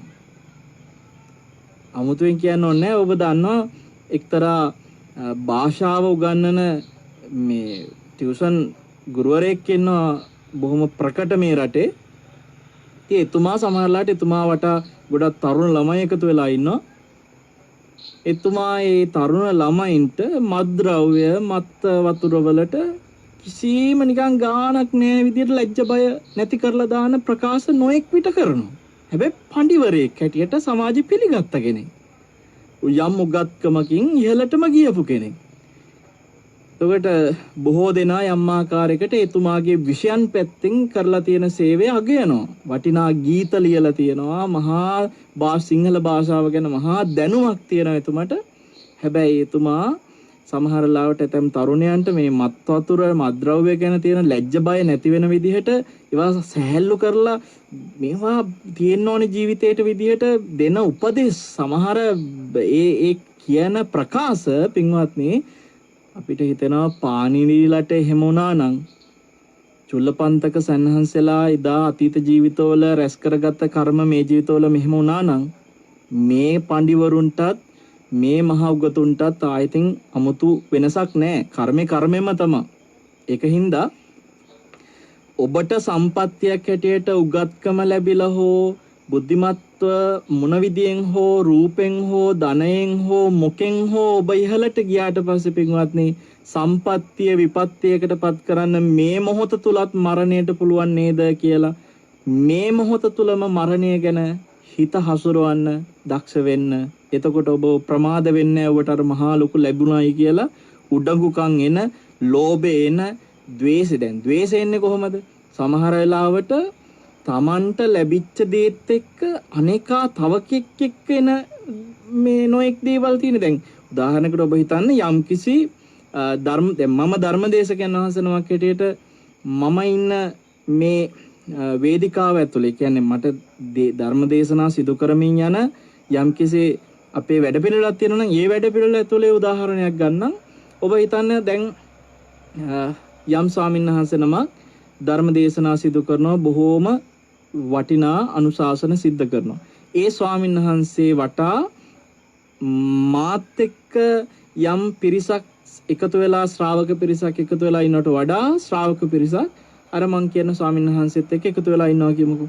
එතකොට පින්වත්නි ඒ ස්වාමීන් වහන්සේට ප්‍රශංසා කරනවා මට ප්‍රශංසා කරනවට වඩා කියලා දැන් අපි උදාහරණයකට හිතමුකෝ. එතකොට මට යම්කිසි විදිහකට මේ ධර්ම ප්‍රචාරය තුල බණ කියලා මේක දැන් මොකද්ද මං කරන්න ආවේ කියන එකවත් මට මතක නැති වෙලා අන්තිමට මම මේක මගේ ජීවිතේ අර මට සම්පත්තියක් කරගෙන මේ ප්‍රසිද්ධිය හෝ මේ ලැබිච්ච ශ්‍රාවකයෝ සම්පත්තියක් කරගෙන ඊට පස්සේ මම බලනවා මට වඩා දැන් අර හඳුරන්න මේවා තියෙනවා කියලා හිතිච්ච ගමන් වෙන්නේ මොකද්ද? ඒ ස්වාමීන් වහන්සේත් එක ද්වේෂයක් එනවා. නොතේරී ඊර්ෂියාවක් එනවා. දැන් කරන ප්‍රකාශ අර ස්වාමීන් වහන්සේ පිළිබඳව මට මමම නොදැන මම පොඩි එකා වගේ කිරිසප්පෙක් වගේ පින්වත්නි අර ස්වාමීන් වහන්සේ කෙරෙහි ද්වේෂ සහගතව මගේ උන්වහන්සේගේ යම්කිසි දෝෂයක් මං හොයන්න පුළුවන්. ඒ දෝෂේ මං කතා කරන්න පුළුවන්. හැබැයි මට නොතේරුණාට මා තුළ ගොඩනගාගත සම්පත්තිය කෙරෙහි ඇතිවෙච්ච මටම දරා ගන්න බැරි පීඩනයක් පිට කරන විදිහක් විතරයි ඒක අන්තිමට. එතකොට ඔබ හිතන්න මම ධර්මදේශකයන් වහන්සේ නමක් නොවුනා නම් කොටින්ම මම පැවිදි නොවුනා නම් මට මේ ධර්මයේ මොන නොගැහුණා නම් එහෙනම් මා තුළ මේ ගොඩනැගෙන ජනප්‍රියත්වයක් ප්‍රසිද්ධියක් හෝ යම්කිසි ලබාගත් දෙයක්වත් නැහැ. අර වගේ ශ්‍රාවකයොත් නැහැ. එහෙනම් මං කොහේ හරි වෙන මොකක් හරි ඔය ජොබ් එකක් හරි මොකක් හරි කරන් ඉදී. එතකොට මට අර ස්වාමීන් වහන්සේ ගැන අර ආකාරයේ ඊර්ෂියාවක් ද්වේෂයක් එන්නේ. එහෙනම් මේ උදාහරණයක් පෙන්වුවේ තමන් ළඟා කරගත්ත සම්පත්තිය තුළින් තව කෙනෙකුට ඊර්ෂියා කරන්න පුළුවන්. මට මතකයි එක්තරා මේ රටට මහා කීර්තියක් ගෙන ආපු ක්‍රීඩිකා කියන එක තලයක අපි ක්‍රීඩකයේද ක්‍රීඩිකාවක්ද කියන එක මේ වෙලාවේ නොකියයිමු. එක්තරා කෙනෙක් මේ රටට මහා කීර්තියක් ගෙන ආපු කෙනෙක්. හැබැයි ඒ කෙනාට අපි ඇය හෝ ඔහු කියන්නේ නැතුව ඒ කෙනාට කියලා කියමු. තවත් දරුවෙක් ඒ තමන්ගේ ජයග්‍රහණයේ අභිබවා ජයග්‍රහණයක් ලබන්න යම්කිසි පරිසරයක් හැදෙනවද? ඒකෙදි යම්කිසි විදිහකට තමන්ගේ හිතේකට නිකන් අර ප්‍රශංසා කරන්න ඉඩ දෙන්නේ නැහැ. එතකොට දැන් අහන් ඉන්න අයට තේරෙනවා එතන තියෙන්නේ මහා පුදුම ඉරිසියාවක් කියලා තේරෙනවා. ඒතර ඇයි මේ ඉරිසියාවක් ඇතුනේ? ඇයි තරහක් ආවේ අර ආදුනික දරුවා ගැන ඇයි තරහක් ආවේ? තමන්ට ලැබිච්ච ජයග්‍රහණයේ සම්පත්තිය තුළ තමන් ප්‍රමාද වෙලා. එතකොට අන්න සම්පත්තියක් ලැබීම තුළ ලෝභය විතරක් නෙමෙයි ද්වේෂය එනවා. ඒ ලෝභය නිසාම ওই විදිහට මාන්නේ ද්වේෂය දැඩිව මේ හැමදේම එනවා පින්වත්නි. ඒ නිසා අපි හැම වෙලාවෙම මරණ සතිය වඩන කෙනාට පුළුවන් සම්පත්ති විපත්තිය වශයෙන් සලකා ඔබට ඔබේ ජීවිතේ පින්වත්නි ඕනෑම සම්පත්තියක් මේ මොහොතේම මේ තත්පරේම විපත්තිය බවට පත් වෙනවා කියලා දකිනකොට අර එන මාන්න අර එන ද්වේෂ අර එන තඹ කියන දැඩි බව හැමදේම බිඳිලා යනවා. ඔබ නිහතමානී වෙනවා. ඔබේ ජීවිතේ පින්වත්නි අප්‍රමාදී වෙනවා. 8න් 2යි අපි කතා කළේ පැයක් පුරාම මේක ඇත්තටම සමහර කාරණා ගොඩාක් ගැඹුරින් සාකච්ඡා කරන්න තියෙන වටිනා කරුණු අපි ඉදිරි සෙනසුරාදාටත් මේ 8 ඉතිරි කාරණා කතා කරන්නට ඉඩ තවමින් අද දවසේ මේ අනුශාසනය අවසන් කරනවා. අපි මේ ටිකක් නිදහසේ කතා කළේ ඔබට ජීවිතේට මේ මරණය සිහි කිරීමේ තියෙන ප්‍රතිලාභ වගේ. ඇත්තටම මේ මරණය ගැන හිතනකොට මොනවද ඔබට ලැබෙන්නේ? ඇයි අපි මේක හිතන්න ඕනේ? විශේෂයෙන්ම මේ යුගය තුල පින්වත්නි මිනිස්සු තුල තියෙන අබල දුබලකම්, මිනිස්සු තුල තියෙන ප්‍රමාදී බව, මිනිස්සු ද්වේෂයෙන් නොයෙක් ගැටීම් වලින් පීඩන වලින් ඉන්න එකෙන් මිනිස්සු මිදෙන්න මේ මරණය ගැන සිහි කරන එක ඉතාම වටිනවා. නිසා අපි මේක ටිකක් විස්තර කර සාකච්ඡා කරන්නේ. අපි බලමු ඉදිරි සෙනසුරාදාටත් ඉතිරි කොටස් සාකච්ඡා කරමු, කතා කරමු. ඔබ හැම දිනාටම ආශිර්වාද කරනවා. අද අපි වදක පච්චුපට්ඨානය සහ සම්පත්ති විපත්තිය කියන කාරණා දෙක පමණයි කතා කළේ. අපිට ඉදිරියේදී කතා කරන්න තියෙන කාරණා ටික අපි සිහිපත් කරන්නම්. උපසංහරණය ගැන කතා කරන්න තියෙනවා, කාය බහුසාධාරණය ගැන කතා කරන්න තියෙනවා, ආයු දුබ්බලය ගැන කතා කරන්න තියෙනවා, අනිමිත්තය, අද්ධාන පරිච්ඡේදය, කන පරිත්‍ය විදියට තවත් මරණ සතිය වඩන්න තියෙන ක්‍රම 6ක් ඉදිරියේ අපිට සාකච්ඡා කරන්න තියෙනවා. හොඳයි, හැම දිනාටම ආශිර්වාද කරනවා. මරණානුස්සතිය නොඑක් ආකාරයෙන් වඩන්න තියෙන අයුරුයි අපි මේ කියා දෙන්නේ. සමහර වෙලාවට මිනිස්සු මරණ සතිය වඩනවා කියලා ජීවිතං අනිතං මරණනියතං ගගා ඉන්නවා. ඔය වචන ටික නිකන් ගිරව් වගේ ඔහේ කිව්වා කියලා පින්වත්නි තමන් තුළ මේ ಗುಣධර්මයක් වැඩෙන්නේ නැත්නම් මේ ලෝකෙ වැඩක් වෙන්නේ නැහැ. හැබැයි ಗುಣධර්ම වැඩෙන විදිහට තමන් උකහාගෙන සංඥාව පිණිස විතරක් කර වාක්‍ය පාවිච්චි කරනවා වරදක් නැහැ. හොඳයි, හැම දිනාටම අද දවසේ මේ උතුම් ධර්මානුශාසනාවත් තමන්ගේ ජීවිතේ නූපන් ගුණයක් වැඩෙන්න, උපන් ගුණ දියුණු වෙන්න ඒකාන්තයෙන්ම හේතු වාසනා වේවා. ඔබේ ජීවිතයේ තියෙන උපන්නා වූ අගුණ දුරු වෙන්න නූපන් අගුණ නූපදින්න මේ දේශනේ හේතු වේවා කියලා ගුණ ධර්මයෙන් ඔබේ මනස වැඩිලා ඔබ ධර්මාවබෝධයට අප්‍රමාදීව කටයුතු කරන ධර්මය දැකින මේ ජීවිතේම ප්‍රත්‍යක්ෂ කරගන්න ශ්‍රාවකෙක් බවට පත් වෙන්න මේ උතුම් අනුශාසනය සහ මේ සිත්නෙත් අසපුව ඔබට උපකාර වේවා කියලා හදවතින්ම ආශිර්වාද කරනවා.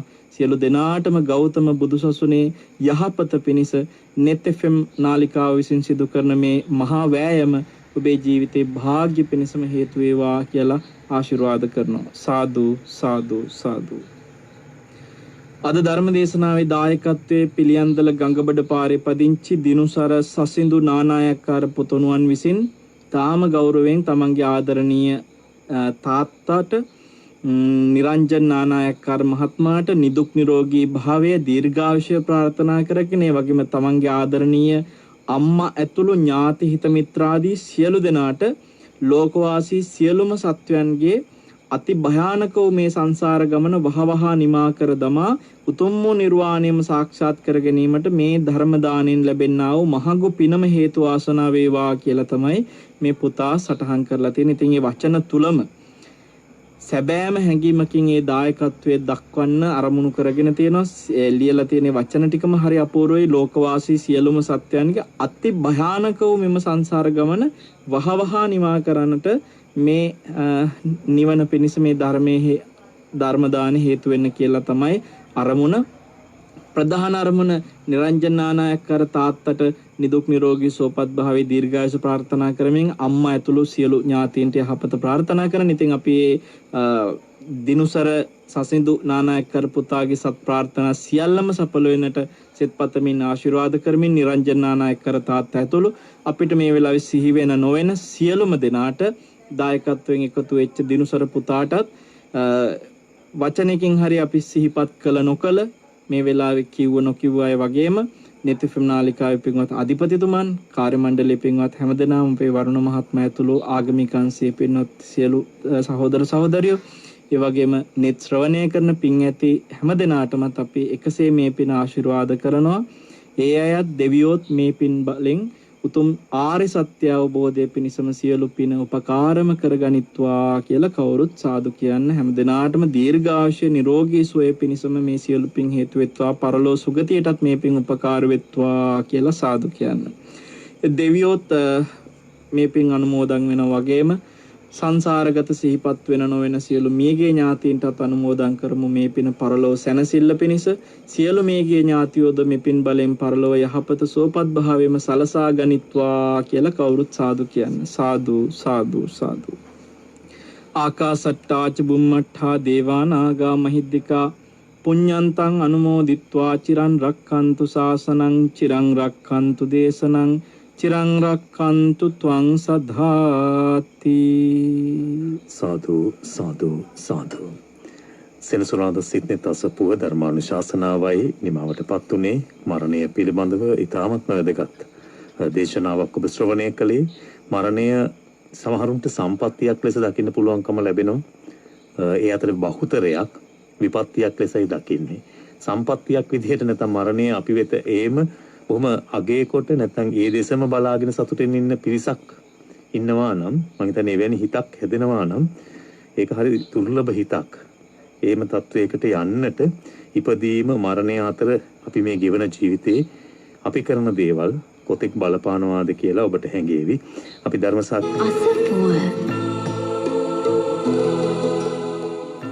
නැවතත් අපි සම්බන්ධ වෙනම සෙනසුරාදා සිට්නේ තසපුව සමග ධර්ම සාකච්ඡාවයි ආරම්භ කරන්නට සූදානම් වෙන්නේ.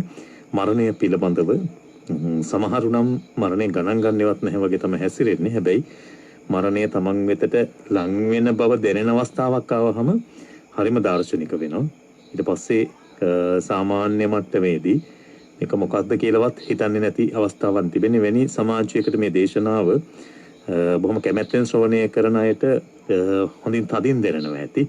සහ ඕවා ගැන හිතන්න ඕන දේවල් නෙමෙයි කියලා අතහැරලා දාන අයට සමහර විට මේ වගේ දේශනාවක් ඇහෙනකොට දරා ගන්නත් බැරි වෙනවා ඇති. අනේ මේ මොනවද කතා කරන්න කියලාත් හිතනවා ඇති. මම හිතන්නේ ඒ තමයි හිතේ ඇති වෙන වෙනස.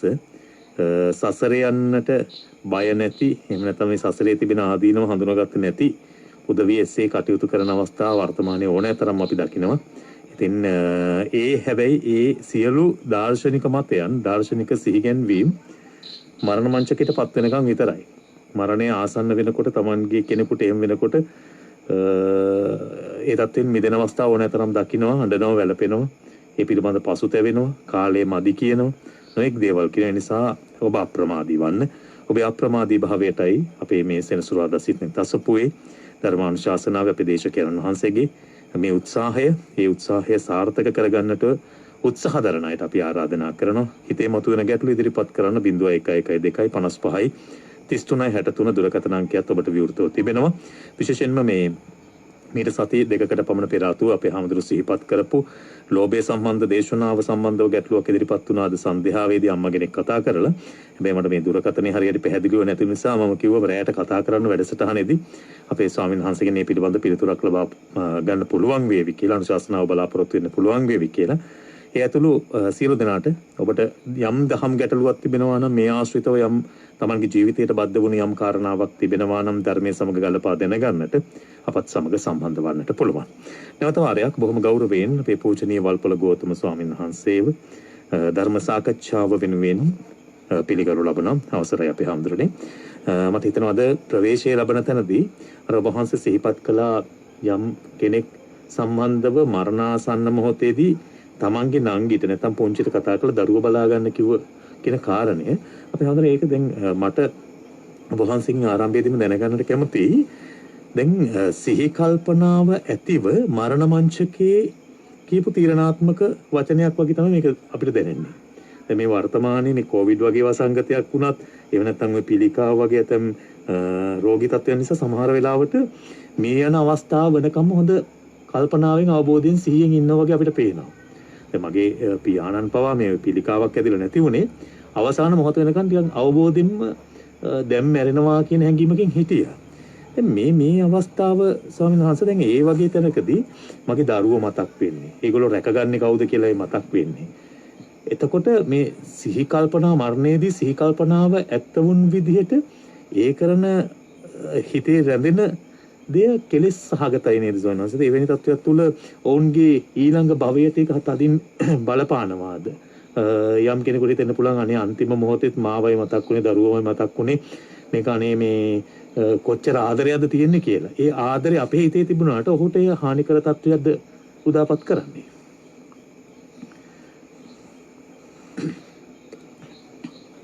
වරුණේ නකුල මාතට කියනවනේ එකපාරක් ඕක ගැන. ඒ කියන්නේ නකුල මාතා කියන්නේ නකුල පිතාට.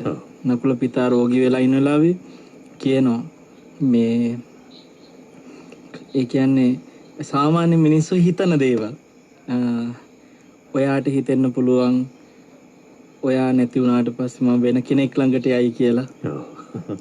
කවදාකවත් එහෙම හිතන්නවාට අවශ්‍යතාවයක් නැහැ. මම මේ වගේ මෙහෙමයි හැසිරෙන්නේ. ඔයාට හිතෙන්න පුළුවන් කවදා හරි දවසක ඔයා නැති වුනහම ආර්ථික පහසුකම හදාගන්න මට බැරි වෙයි. මට ඒ කියන්නේ වැඩපලක් කරගන්න ශක්තියක් නැති වෙයි. මට ජීවත් වෙන්න විදිහක් නැති වෙයි කියලා ඔයාට හිතෙන්න පුළුවන් මරණ වෙලාවේ.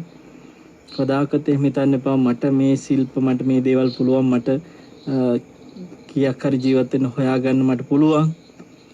ඒ වගේ කාරණා ගොඩාක් එයා හිත කියනවා. පව් කියලා හිතනවා. මේ ජීවිතේට හේතු වෙන කාරණා. ඔව්. ඔයාට හිතෙන්න පුළුවන් මම ස්වාමීන් වහන්සේලා ඇසුරු කරන්න යන එක නවත්තලා දායි කියලා ඔයා නැති කාලෙක බුදුරජාණන් වහන්සේ මුණ ගැහෙන එක අතහැරලා දායි කියලා හිතෙන්න පුළුවන්. එහෙම හිතන්න එපා කවදාකවත් මම මෙහෙමයි. ඒකේ අර අපූර්වක තව ගන්නක් කියන මේ ඔයාට හිතෙන්න පුළුවන් මම භාවනා කරන එක අතහැරලා දායි කියලා ඔයා නැති වෙච්ච කාලෙක නැහැ. ඒක හිතන්නත් එපා මම මෙහෙමයි කියලා ඒ කාරණාවෙදි කියනවා. එතකොට එතන ඒ කරුණ නම් මට හරියට තේරුනේ දැනුනේ මේ කියන්නේ ඕන් දැන් අවබෝධෙන්නේ. ඒ කියන්නේ ඔබ හිතන්න වරුණ දැන් දරුවෝ ටික බලාගන්න අම්මා කවදා හරි තමන්ගේ මරණ කියන්නේ මහත්ය හිතනවා තමන් මරුණාට පස්සේ මේ දරුවෝ ටික බලා ගන්න එක නැද්ද හරියට කියලා. ඒක දෛනික කෙරෙන දෙයක් නේ දරුවෝ බලා ගන්නවා කියන එක. එතකොට තමන් ආදායම් මේ පවුලට ඉපැද්දුවේ තාත්තා. එතකොට දැන් ආදායම් ක්‍රම නැති වෙලා කන්න බොන්න නැතුව දුක් විඳීද කියලා තාත්තට හිතෙන්න පුළුවන් මැරෙන වෙලාවේ. ඔව්. ඒතර ඒවා දෛනික සිද්ධ වෙච්ච දේවල්. ඔව්. එතකොට දැන් ස්වාමීන් වහන්සේලා නිතර බැහැ දැකලා මුණ ගැහිලා කතා බහ කරපුවා ඒවා සිද්ධ වෙච්ච දේවල්. ඒ සිද්ධ වෙච්ච දේවල් දෛනිකව නිරන්තරයෙන් ඇසුරු වෙච්ච සිදුවෙච්ච සිදුවීම් තමයි මේ කියන්නේ නැති වෙයිද කියලා බයක් එන්න පුළුවන්.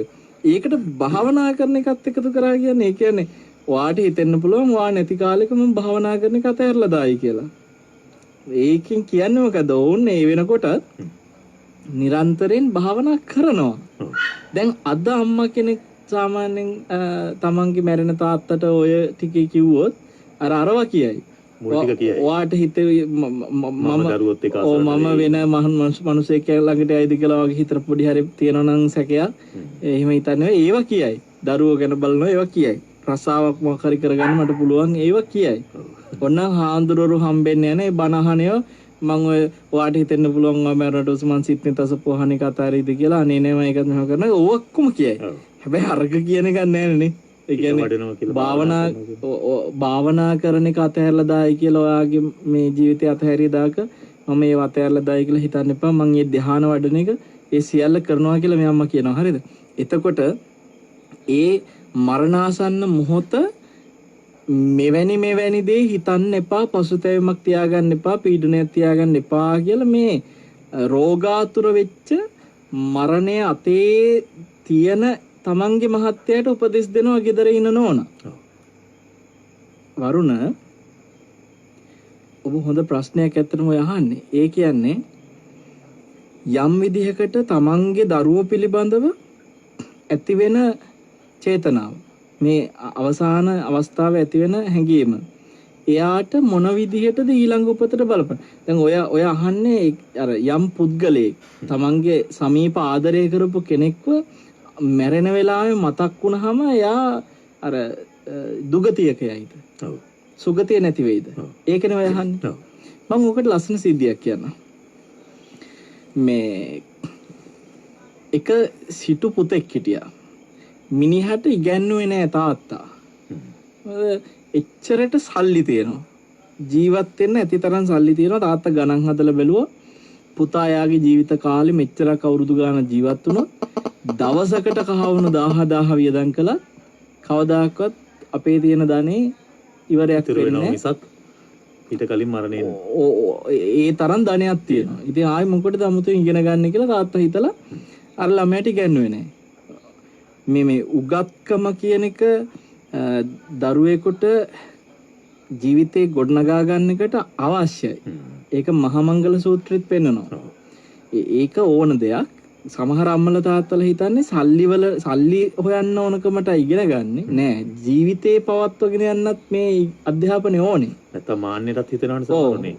මත් එක්ක ඉන්නවා කියලා හිතාගෙන. එතකොට මේ තාත්තා මැරලා ගියාට පස්සේ මේ සිටු තාත්තා අර සිටු පුතා දැන් සිටුවරයනේ. මේ මිනිස්සයා කසාදෙකුත් කරලා දීලා තිබ්බේ වෙනකොට මේ වරුණ දවසම එයා ක්ලබ් යනවා යාළුවෝ එක්ක නිකන් නෙමෙයි අර දැන් ওই සමහර මේ නිරූපිකාවෝ ගෙනල්ලා සමහරලාට රංගන ශිල්පීන් ඔය වගේ අය ගෙනල්ලා උපන්දින පාටි තියන්නේ සමහර අය කෝටි ගණන් වියදම් කරලා හරිද අන්න ඒ වගේ දැන් මේ සිටුවරයා දවස ගානේ වගේ උපන්දින පාටි වගේ පාටි නළු නිලියෝ ගෙනල්ලා පාටි සල්ලි තියනවනේ වීසි කරන සල්ලි ඇති තරම් අර ගොල්ලන්ට එතකොට මේ පලාගෙනදී පොඩි කාලෙකින් ධනෙ සියල්ල අවසන් වෙනවා අන්තිමට දැන් අර පොඩි ප්‍රශ්නයක් වෙනවා මෙහෙම ආවට පස්සේ තියාගෙන ආපු ඒ සමාජ තත්ත්වෙ නැති වෙනවනේ එකපාරට අඩු වෙනවනේ ප්‍රශ්නයන්නේ අනිත් අයට දැන් ගැළපෙන විදිහට තමන්ගේ අර පෙන්නපු මේ ෂෝ එක පෙන්වන්න ඕනේ තව දිගටම ඊට පස්සේ මෙයා මොකද කරන්නේ දැන් ඒ අර තමන්ගේ තත්ත්වය තියාගන්න ඕනකමට තියෙන ඉඩම් ඕ වගේ දේවල් දැන් උගස් කර සල්ලි හොයලා ඒ වෑනොත් අර පාටි තියන්න ගත්තා තත්ත්ව රැක ගන්න ඕනකට අන්තිමට ඒවත් සින්න වෙලා ගිහලා ඒ මනුස්සයා පාරට වැටෙනවා හොරු ටිකකට හම්බෙනවා ඒ හොරු බැලුවා මේ මනුස්සයා මේ හිඟා කන්න ඕනේ නැහනේ කිව්වා අපිත් එක්ක හොරගම් කරමු මේ ඔය හොඳට අතපය තියනවනේ කියලා. මම ඕව දන්නේ නැහැ නේ කොහොම. හරි අපි කියන විදිහට කරන්නකෝ. ගෙදරකට එදා පළවෙනි දවසේ රෑ එක්කන් ගියා. ඒ කාලේ ගෙවල් කඩන්නේ අර බිත්තිය පොඩ්ඩක් කඩලා ඔතන තිබ්බා මේ මනුස්සයා මුරට. කවුරු හරි ආවොත් මෙන්න පොල්ල කෙලින්ම ඔලුවටම දෙන්න කියලා දීලා දැන් ගේ ඇතුලේ බඩු ටික මේ අර හොරු ගන්නකොට ගෙදර මිනිස්සු හැරුණා. හොරු වෙන තැන් වලින් ටක් ගාලා පැනගත්තා. අර මනුස්සයා අහු වුණා. බාර දුන්න රජ්ජුරුවන්ට අපේ ගේ බින්ද මෙහෙමයි කියලා. රජ්ජුරුව දැන් මෙයාව මේ හිසගසා දාන නියම කළා. නගර ආරක්ෂකට බාර දුන්නා. දැන් මොකද වෙන්නේ? ඒ කාලේ අර හිසගසා දානකොට වරුණ මේ රතු මල් මාලේ දාලා නගරේ පුරා එක්කගෙන යනවනේ මලබෙරේ එක ගහ. ඒකට දැන් මෙහෙම එක්කන් යනකොට මෙයා ඔය අර විනෝද වෙවි ඉන්න කාලේ මෙයාව සමීපව ඇසුරු කරපු නගර සෝබිනියක් හිටියා. ඒ නගර සෝබිනිය එයාටත් තියෙන හොඳ මාලිගය. එයා ඒක සඳලු තලේ ඉන්නකොට දකින්න දැන් මේ මිනිස්සව අරගෙන යනවා. මෙයාට ඒ වෙලාවේ නගර සෝබිනියට හරි දුකක් ඇති වෙනවා. කොච්චර මගෙත් එක්ක මගේ ජීවිතේට නොඑක් විදිහට සමීප වෙච්ච කෙනෙක් නේ මේ මිනිස්සයා කියලා අනුකම්පාව කියලා අග්ගල 4ක් යවන වතුර වීදුරුවකුත් එක්ක. එතකොට දැන් ඔය අතරේ මුගලන් මහරහතන් වහන්සේ මේ මිනිස්සයාව දැකිනවා. ඊට පස්සේ මුගලන් මහරහතන් වහන්සේට හිතෙනවා මේ මිනිස්සයා ජීවිතේ කවදාකවත් කිසිම පිනක් කරගත්තේ නැති මිනිස්සේ මේ හැබැයි දැන් උන්වහන්සේලා අනාගතය දකින්න පුළුවන්. උන්වහන්සේ දකිනවා මේ මිනිස්සයා මේ අග්ගලා පූජා කරන්න හිත පහළ වෙන්න තරම් මේ මිනිස්සට වාසනාවක් තියෙනවා. වැඩි අපින්ඩපාතේ. ඊට පස්සේ අර මිනිස්සයා ඒ වෙලේ මරණ මංචකේ ඉන්නේ. ඔන්න බලන්නේ හිත හසුරන්නේ එයා බුද්ධිමත්ව හිතුවා මං අග්ගල දැන් එයා ඒවට හරි ආසයි. එට හිතුණා මම ඕක කාලා මේ බඩේ තියලා මෙහෙ බෙල්ල කැපිලා යනවා මේ ඔය පොඩි මොහොතකට විතරයි. නමුත් මම මේක පූජා කරගත්ත මම ජීවිතේ මෙලෝකෙ පිනක් කරගත්ත නැති මිනිහේ මට මේ පින ඊළඟ ජීවිතේට ගොඩක් වැදගත් වෙයි කියලා හිතුණා. හරි මෝඩය වුණත් එතෙන්දී හරි ඔන්න නුවණ පහළ වුණා. ඕ අනේ දැන් මේක මුගලන් මහරහතන් වහන්සේට පූජා කළා. පූජා කරලා මුගලන් මහරහතන් වහන්සේ පේන තැන වාඩි වෙලා වළඳනවා. ඉතින් මේ මිනිස්සයා හිසගසා දාදී ඔන්න දැන් මුගලන් මහරහතන් වහන්සේ වළඳන එකක් දිහා බලාගෙන කල්පනා කර කර අනේ උන්වහන්සේට පූජා කරගන්න ලැබුණනේ කියලා දැන් හිත පහදගත්තා. අවාසනාව කියන්නේ මේ අන්තිම මොහොතේ අර හිත පහදන් ඉන්න තැනට අර නගර සෝබිනිය මතක් වුණා. ඇයි එයා නිසානේ මට මේ දානෙ දෙන්න ලැබුණේ. කොහෙන් හරි කරගලා ආවා එතෙන්ද. එයා කොච්චර මට ආදරේද මේ මං දැනන් හිටියේ නෑනේ මට ඔච්චර ආදරේ කියලා. එයා මේ අග්ගලා ටික මට දුන්න හින්දානේ මම මේ පින්කම හරි කරගත්තේ. අනේ දෙයියනේ එයා මේ එක වචනයක් වුණ කතා කරගෙන තිබුණා. දැන් ඕවා දැන් හිතෙනවා අර පින්කම ASCII. පිනත් මතක් වෙනවා මේ ගැන තියෙන සෙනෙහසත් එනවා. වරුණ මෙයාට ඒ නගර සෝබිනිය එතෙන්ට ඇද්දලා ඇවිල්ලා මතක් නොවුනා නම් සදෙව් ලෝකෙ උපදින්නේ. මුගලන් මහරහතන් වහන්සේට මේ පූජා කරේ. දැන් හොරෙක් මේ විකාර කරගෙන ජීවත් වෙච්ච මිනිස්සෙක් ජීවිතේට පාණාතිපාතා වේරමණී සික්ඛාපදං සමාදියාමි කියලාවත් සමාදන් වෙච්ච නැති මිනිස්සෙක්. පණක් අහලා නැහැ ජීවිතේට. හැබැයි මේ මිනිස්සයා මේ මුගලන් මහරහතන් වහන්සේ කියන මේ ඒ මහ රහතන් වහන්සේ නමකට දුන්න දානේ ආනිසංසවල වටිනාකම කොච්චරද කියනවනම් ඒ පිනටම ඒ හිත පහද ගැනීමටම සදෙව් ලෝකෙ උපදින්න තිබ්බා ශක්තිය කර්ම ශක්තිය ඒක අඩු වෙනවා නගර සෝබිනිය නිසා. අර අස්සට අර මේ බැඳීමක් ආපු එකට අර ඒව මතක් වෙච්ච එකට මොකද උනේ බෝමාට දෙයෙක් කියලා උපදිනවා. අර සදෙව් ලෝකයන් හිටිය කෙනා ගහක විමානයක බෝමාට දෙයෙක් වෙනවා. ඒකේ තවත් ප්‍රශ්නේ මෙයාට දැන් එතන ගියාට පස්සෙත් මෙයා බලනවා මං කොහේ මොනවා කරලාද මෙතෙන්ට ආවේ කියලා දැන් විමාන දීවල දැන් බලනකොට අනේ මං අර මුගලන් මහරහතන් වහන්සේට දානි දුන්න හින්දානේ කියලා දැන් මතක් වෙනවා.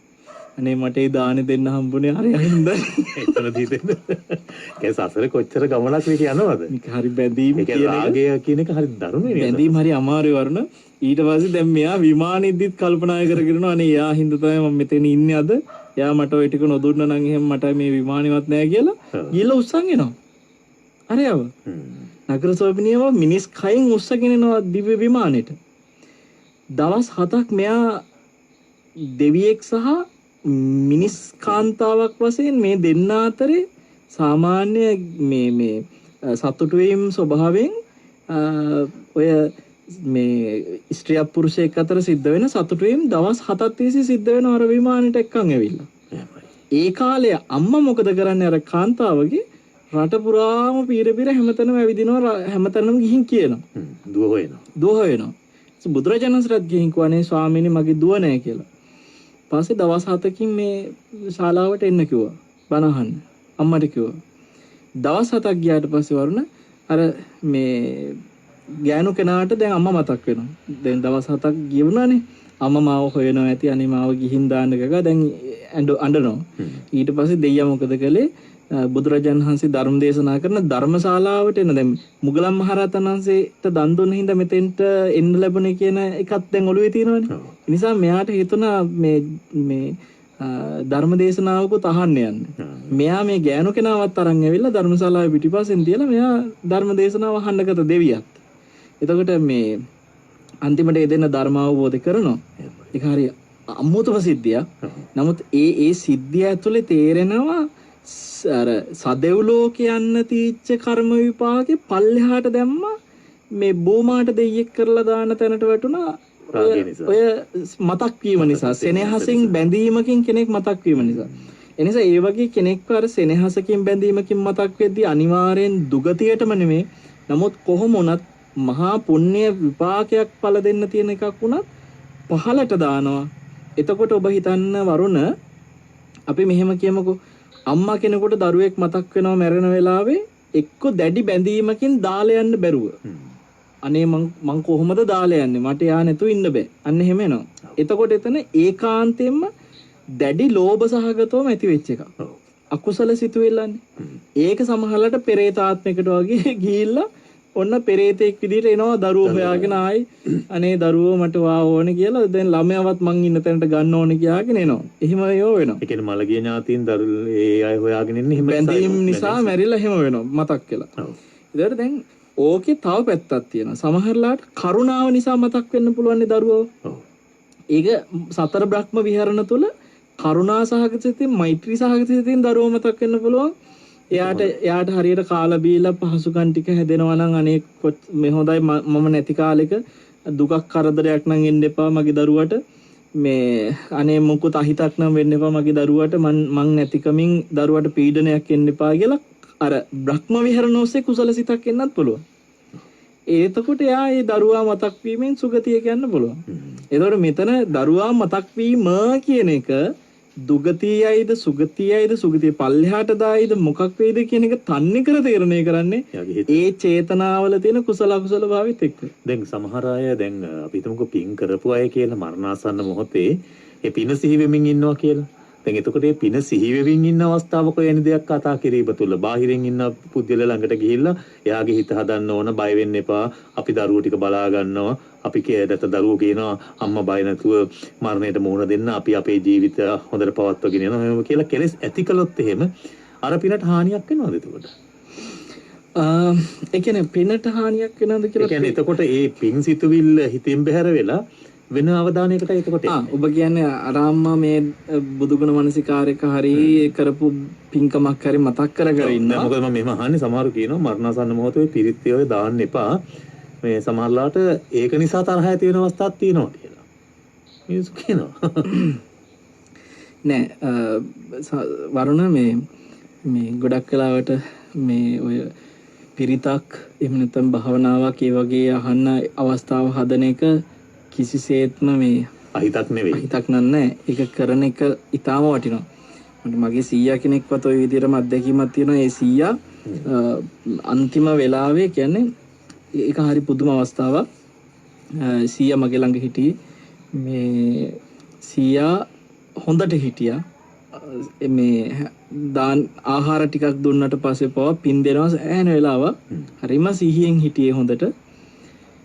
එක දවසක් මට හවස් වරුවක මගේ සමීප හිතවත් කෙනෙක්ගෙන් දුරකථන මුතුමක් ආවා. මේ සයන්හන්ස 100ට ඇහෙන්න මේ මෛත්‍රී භාවනාව දාන්නකෝ කියලා.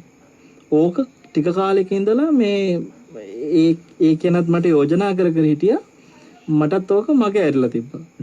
මේ එදා මට ටිකක් තදින් කිව්වා. ඔබ වහන්සේ පසුතැවෙන්න වෙයි දාන්න කියලා. මේ දැම්ම දාන්න කිව්වා. මට ඒක ටිකක් දැනුණා. මම ඒ වෙලේ ගිහිල්ලා මේ එතන බෆල් එකකට අර මෛත්‍රී භාවනාව දාලා පෙන් එකක මේ ඇහෙන්න සැලැස්සුවා. ඒක ඇහෙනකොටම සීයා ඒ වෙලේ නිදාගෙන වගේ හිටියේ. සීයා මේ අත් දෙක එකතු කරලා වැඳගෙන අරක අහන්න ගත්තා. ඊට පස්සේ සීයාත් ඒකේ වචන ඒ විදිහට කියවන්න ගත්තා. අර සාමාන්‍ය මෛත්‍රී භාවනක ඒකාකාරී වචන ටිකක් තියෙනවානේ. සුවපත් වෙත්වා, නිදුක් වෙත්වා, නිරෝගී වෙත්වා ඒකාකාරී වචන ටික. මෙයත් ඒ ටික දැන් කියවන්න ගත්තා. එහෙමම මාත් ඔළුව අත ගාලා සීයා මේක එහෙනම් අහගෙන ඉන්න කියලා. දැන් අපිට ඔළුවට එන්නේ නැහැනේ මෙයාගේ තව චුට්ටකින් සිහිය නැති කියන පණයයි කියලා. අපි සාමාන්‍ය විදිහට දැන් නිින්ද ගිහින් කියලා සීයා අහගෙන ඉන්න කියලා මම එතනින් පිටත් වුණා. සියා බලාගෙන හිටපු කෙනෙක් හිටියා. ඒ මාමා මට ටිකකින් පස්සේ කියන්නේ පැය භාගයක් විතර යනකොට මට මේ හයියෙන් කතා කර සනස සියා සෙම දාගෙන අමාරුවෙන් හුස්ම ගන්නවා කියලා. ඉතින් ඒ වෙලාවෙම රෝහල් ගත කරා. රෝහලේදී වැඩි වෙලාවක් ගියේ නෑ. ඒ මොහොතේම නැති වුණා. ඒතර මේ අර එතෙන්ට එනකොට සෙම දාගෙන ඉන්නකොට අත් දෙක එකතු වෙලා තිබ්බේ. ඒතර අපිට හරිම අර තීරණාත්මක අවස්ථාවක් සීයාගේ ජීවිතේට උදා වුණේ කියලා හිතනවා. අර ඇමතුමා හරහා මට ඒ දුන්න පණිවිඩේ. ඒක සීයාගේ වාසනාව. එතකොට මේ පස්සේ කාලෙක ඒ ඇමතුම මට දුන්න කෙනා මේ යම් කිසි විදිහකට මගේ ජීවිතේට මේ කියන්නේ හානියක් ඇති වෙන විදිහට හැසිරීමක් කළා. කියන්නේ ඒ තීච්ච සියලු කියන්නේ අපිට කෙනෙක් ගැන තරහක් ඇති වෙන විදිහට මේ සම්බන්ධතාවය කියන්නේ ඒ ඇසුර එහෙමම අත්හැරෙනවා. නමුත් මට මොන විදිහකින්වත් අර 100ට කරපු උපකාරෙහිඳ මොනම ආකාරයකවත් අර කරපු මට කරපු හානිය ගැන දේශයක් ඇති වෙන්නේ නැහැ. මයි 100 වෙනුවෙන් මට අර දුන්න ඇමතුම මට හරි වටිනවා කියන එක මතක් වෙනවා. ඒකින් හින්දා මම යෝජනා කරනවා වයෝවෘද්ධ අම්මලට තාත්තලට හැම වෙලේම මේක අහන්න දෙන්න. නිතර ඒ අය කරපු පින් මතක් කරන්න. එයා මතක් කර ඉන්න එක හින්දා මෙහෙන් කියනකොට මේ මෛත්‍රී භාවනාවක් කරේ බුදු ගුණ භාවනාවක් කරේ එහෙම නැත්නම් මේ පිරිතක් කරේ අහන්න සැලැස්සුවා කියලා එයාට තරහයයි කියලා හිතන්න බෑ. මොකද එයාට ඒක අවදානයේ ධර්මයේ තුලම කුසලයේ තුලම ඒක අයගේ එක මත තමයි ඔය වට හේතු වෙලා තිබෙන්නේ සොයනස. හැබැයි අර කිදී කියන්නේ බැඳීම් ඇති කරන දේවල් සමහරලාවට මේ හොඳට යා මේ හිත හසුරගෙන ඉන්නකොට ඇවිල්ලා අහනවා මේ අර ඉස්සර පරණ විහිළු තහළු කරලා ඔය වගේවත් කරනවනේ සමහරලා මේ මතකද ඒ කාලේ ආම්බේ බලන්න වෙයි කියලා අර නැති කුණු ඔළුවට මතක් කරලා දෙනවා. ඒ වැදි නම් පරිසම් වෙන්න ඕනේ. මම කියවර එක මත සමහර අය දරනවායි කියන කාරණේ සමහරු හිතන් ඉන්නවා. මෙන්න මෙහෙමත් හිතනවා. පිරිත් එහෙම දැම්මට පස්සේ මරණ මංචකයේදී නැත්තම් බණ ටිකක් ඇහෙන්නට හෝ මොන හරි භාවනාව සම්බන්ධ කාරණා ටිකක් නැත්තම් ගාතාවක් එහෙම දැම්මට පස්සේ දැන් මම මැරෙයි කියලා හිතවිල්ලක් ඇති වෙලා එතකොට හිත යම් විදිහට වෙනස් වෙන්න පුළුවන්. මෙන්න මේ වගේ මතක් තියෙනවා. ඒ කොහොම නමුත් එතකොට ඒකේ ප්‍රතිඵලය වෙන්නේ ඒක නොදා ඉන්න එක ඇතුළේද? ඒක තමයි මිනිස්සු හිතන විදිහ. සමහරු කියනවා ළමයින්ට අවශ්‍ය ඔක්කොම හදලා තියෙන්නේ මගෙන් කරන්න ඕන යුතුයකම් වගකීම් ඔක්කොම ඉටු කරලා දෙන්න. දැන් මම මැරුණත් කමක් නැහැ කියලා. ඔව්. එතනත් එතකොට ළමයින්ට හැදුවට ඉතින් වැඩක් වෙන්නේ නැහැ නේ. තමන්ට ඒක සුගතියට යන්න හේතුවත්. ඔව් දැන් සමහරව හිතනවා මගේ ඉලක්ක වලට මං ගියා. මම ඒ කාලේ මට උවමනාව තිබ්බා මෙන්න මේ දේවල් ටික කරන්න ඕනේ කියලා. සමහර කියනවා මට කොහොම හරි ගෙයක් හදාලා දාන්න ඕන නම් මං ගේ හදලා දැම්මා. දැන් ඔය පැරණි අම්මලා තාත්තලා කියන්නේ දැන් මං ඔක්කොම වලින් නිදහස් දැන් නම් මැරුණත් තමයි. ඔව් ළමයිත් බන්දලා දුන්නා. දැන් ඉතින් ඒගොල්ලොත් හොඳ තැන් වල ඉන්නවා. ඔහොමනේ කියන්නේ. ඒක අප්‍රමාදී බව නෙමෙයි. නෑ. එතන ඒ කියන්නේ යාට ජීවිතය ගැන අවබෝධයක් නැහැ නේ. සමහරවල්ලාට අපි සසරේ ආත්ම ගණන් ওই විදියට අම්බෝ අපි මට ලොකු මේ කොහොම හරි ගයක් හදලා දා ගන්න ඕන නගක අපි හදපු ගෙවල් ඇති අනන්ත අප්‍රමාණ. මට තිබ්බ ජීවිතේ ලොකුම බර මේ ළමයින් කොහොම හරි බන්දලා දෙන එක අනේ ඒකත් උනා. දැන් ඉතින් මම නිදහස් කියලා කියන්නේ නැති ආත්ම කෝටි ප්‍රකෝටි ගණන් ළමයි බන්දලා දිදී නැති. තාමත් එයාට තිබිච්ච එකම ප්‍රශ්නේ බන්දලා දෙන එක. ඒකින්ද හිතන්න ඕනේ මේ පටු දේවල් මේ පුංචි දේවල් ජීවිතේ තමන්ගේ ඉලක්ක සපුරගත්ත පරම අරමුණ කරගන්න නැතුව තමන්ට මේ හිත තාම ද්වේෂයේ තියෙන හිතක්නේ තාම රාගය මතුවෙන හිතක්නේ කියන එක මේ යටපත් කරගන්න දුරු කරගන්න ඒ ප්‍රහාණය පිණිස මොනවා හරි කරන්න තියනවද? ඒක තමයි Tamanට තියෙන යහපත. තාම මගේ හිත මාන්නය ඇති වෙන හිතක් නේ. අපිට අන්න එතනයි එන්න ඕනේ ඉලක්කය. මං කොහොම හරි මේ හිත පාලනය කරන්න ඕනේ. මේ හිත යම් දමනයක් කරන්න ඕනේ. ඉලක්කය කරගන්න ඕනේ අනිවාර්යයෙන්ම එතනයි. එහෙම නැති වුණොත් එහෙම හානියකට ඒ කියන්නේ අපි සසරේ කරපු නැති ඉලක්කය ඕක. අර හැම ඉලක්කෙම කරලා ඒවා කරගෙන මේ සසරේ පුරුද්දද මේ තියෙන්නේ? දැන් මම දැකලා තියෙන සමහර අම්මලා ඉන්නවා බොහොම වයෝවෘද්ධ තාම ඩිග්‍රී කරනවා. හරිද? මරණකම් ඉගෙන ගන්නවා. ඒ මරණකම් ඉගෙන ගන්න ඕනේනේ. එතකොට දැන් අර පාණිනි ගැන මං කිව්වනේ පාණිනි මහා පොත් ලියපු මහා විශාරදේ පිරිවෙන් අධ්‍යාපනයේ පවා මේ අවසාන කාලේ ඔය පාණිනි ගැන උගන්වනවා. මේ පාණිනි කියන්නේ බ්‍රාහ්මණයෝ බොහෝම ඉහළින් පිළිගත්ත කෙනෙක්. නමුත් මොකක්ද උනේ ඊළඟ ජීවිතේ? මේ ලෝකෙ දැන් මතක හිටින්නේ නැහැ. එතකොට අපි මේ සාමාන්‍ය බාහිර විෂයන් වලින් ඔළුව පුරව ගන්න එකම නෙමෙයි මරණකම් ඉගෙන ගන්න ඕනේ කියන එක ඇතුලේ මේ අර බහුශෘත භාවය ඇති වෙන්න ඕනේ. ඇත්තටම තමන්ගේ ජීවිතය ගැන අවබෝධය දැනුම ඕනේ. නමුත් තමන්ට පුළුවන් තරම් දැනුම හොයන්න මං කියන්නේ ඒ දැන් විශ්වවිද්‍යාල දැනුම් අධ්‍යාපනයක් මේ යම් ආකාරයකට වයසට ගිහිල්ලා පවා තමන්ගේ ජීවිතේට එක අම්ම කෙනෙක් කියන එයාට විනෝදාංශ වගේ ඩිග්‍රී කරන්නේ මේ දැන් බර ගාන තියෙන උපාධි. ඒක නිසාම මාන්නෙත් හැදෙනවනේ. අනිවාර්යෙන්. මැරෙන්නලා ඔය ටිකත් මතක් වෙයි. ඔව්. එතකොට දැන් හිතන්න ඕම ගිහලා අපි මැරලා කොහේ කරපොත්තේ මොකෙක් කර වුණොත් එහෙම කෝ ඩිග්‍රී. මොකක්ද ඒකේ තියෙන ඵලෙනේ. ඒ හින්දා ඒ ඩිග්‍රී කරන එක මේ වැඩක් නැහැ කියන එක නෙමෙයි මේ කියන්නේ. මේ අපි පුළුවන් තරම් දැන් හිතන්න වරන අපිට මොන හරි දෙයක් ලැබුණාම අපි ඒකෙන් උපරිම ප්‍රයෝජනෙ තියෙන දේට පාවිච්චි කරන්නේ. අපිට හිතන්න මේ ලිපප්පත්තු කරගන්න ලී කොටයක් පළලා දානකොට දර වශයෙන් ඒ දර අපිට ප්‍රයෝජනයක්. ඒ ලිපපත්තු කරගන්න ලැබුණානේ. දැන් ඔබ හිතන්න හොඳ වටින අරටුවක් තියෙන කඳක් තියෙන කොටයක් හම්බෙනවා. හොඳ ලී කොටයක්. සඳුන් කොටයක් හම්බුණා. හොඳ ලී කඳක් හම්බුණා කියමුකෝ. දැන් ඔබ කියන්නේ මේ කොටෙන් මේ මහා ලී කඳෙන් කරන්න නොඑක් දේ පුළුවන්නේ. තමන්ට අර වැඩි වාසියකට වැඩි ප්‍රතිලාභයකට කරන්න පුළුවන් ගොඩක් දේ තියෙනවා. දැන් මේ මිනිස්සයා ඔය එකක්වත් කරන්නේ නැතුව අරක කෑලි කෑලි කපලා ලිපේ දාලා ලිපපත්තු කරගන්න පාවිච්චි කරොත් මොකෝ වෙන්නේ? අපරාධෙන්නේ. ලිපපත්තු කරන්න පාවිච්චි කරනවා.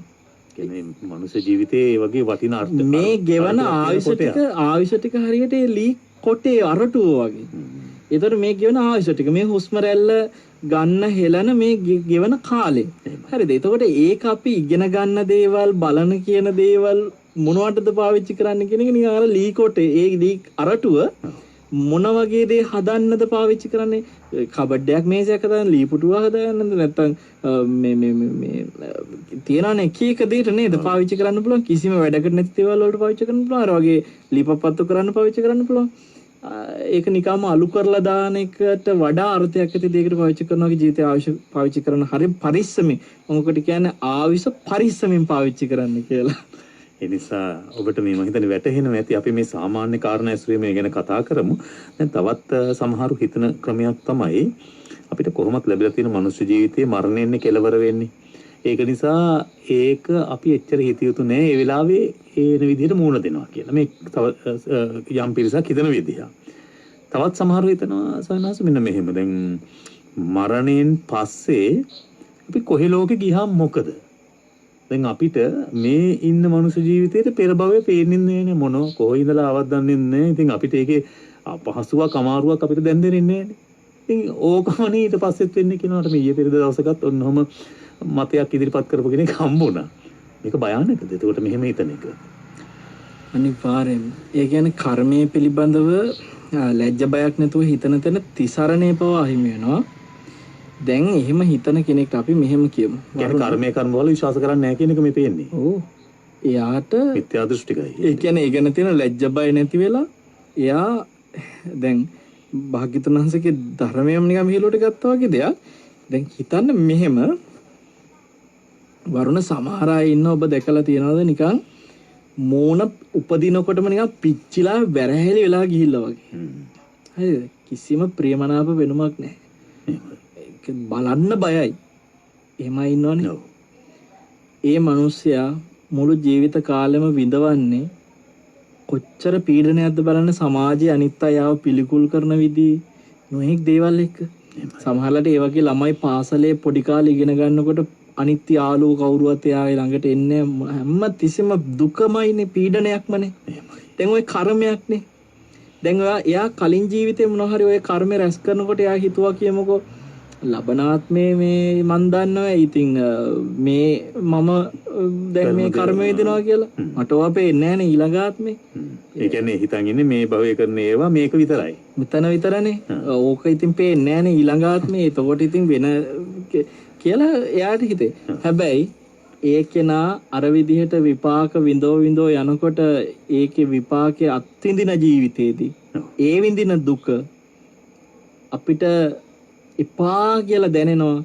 මේ ජීවිතේ අපි විඳින දුකෙන් ගලපලා බැලුවට පස්සේ සමහරවිට අපිට යම් කර්ම විපාකයක් කියලා දැනෙන දේවල් අපි ජීවිතේ විඳිනකොට අපිට හිතෙනවානේ අනේ මට නම් මේ දුක තවත් එපා හිතෙනවානේ.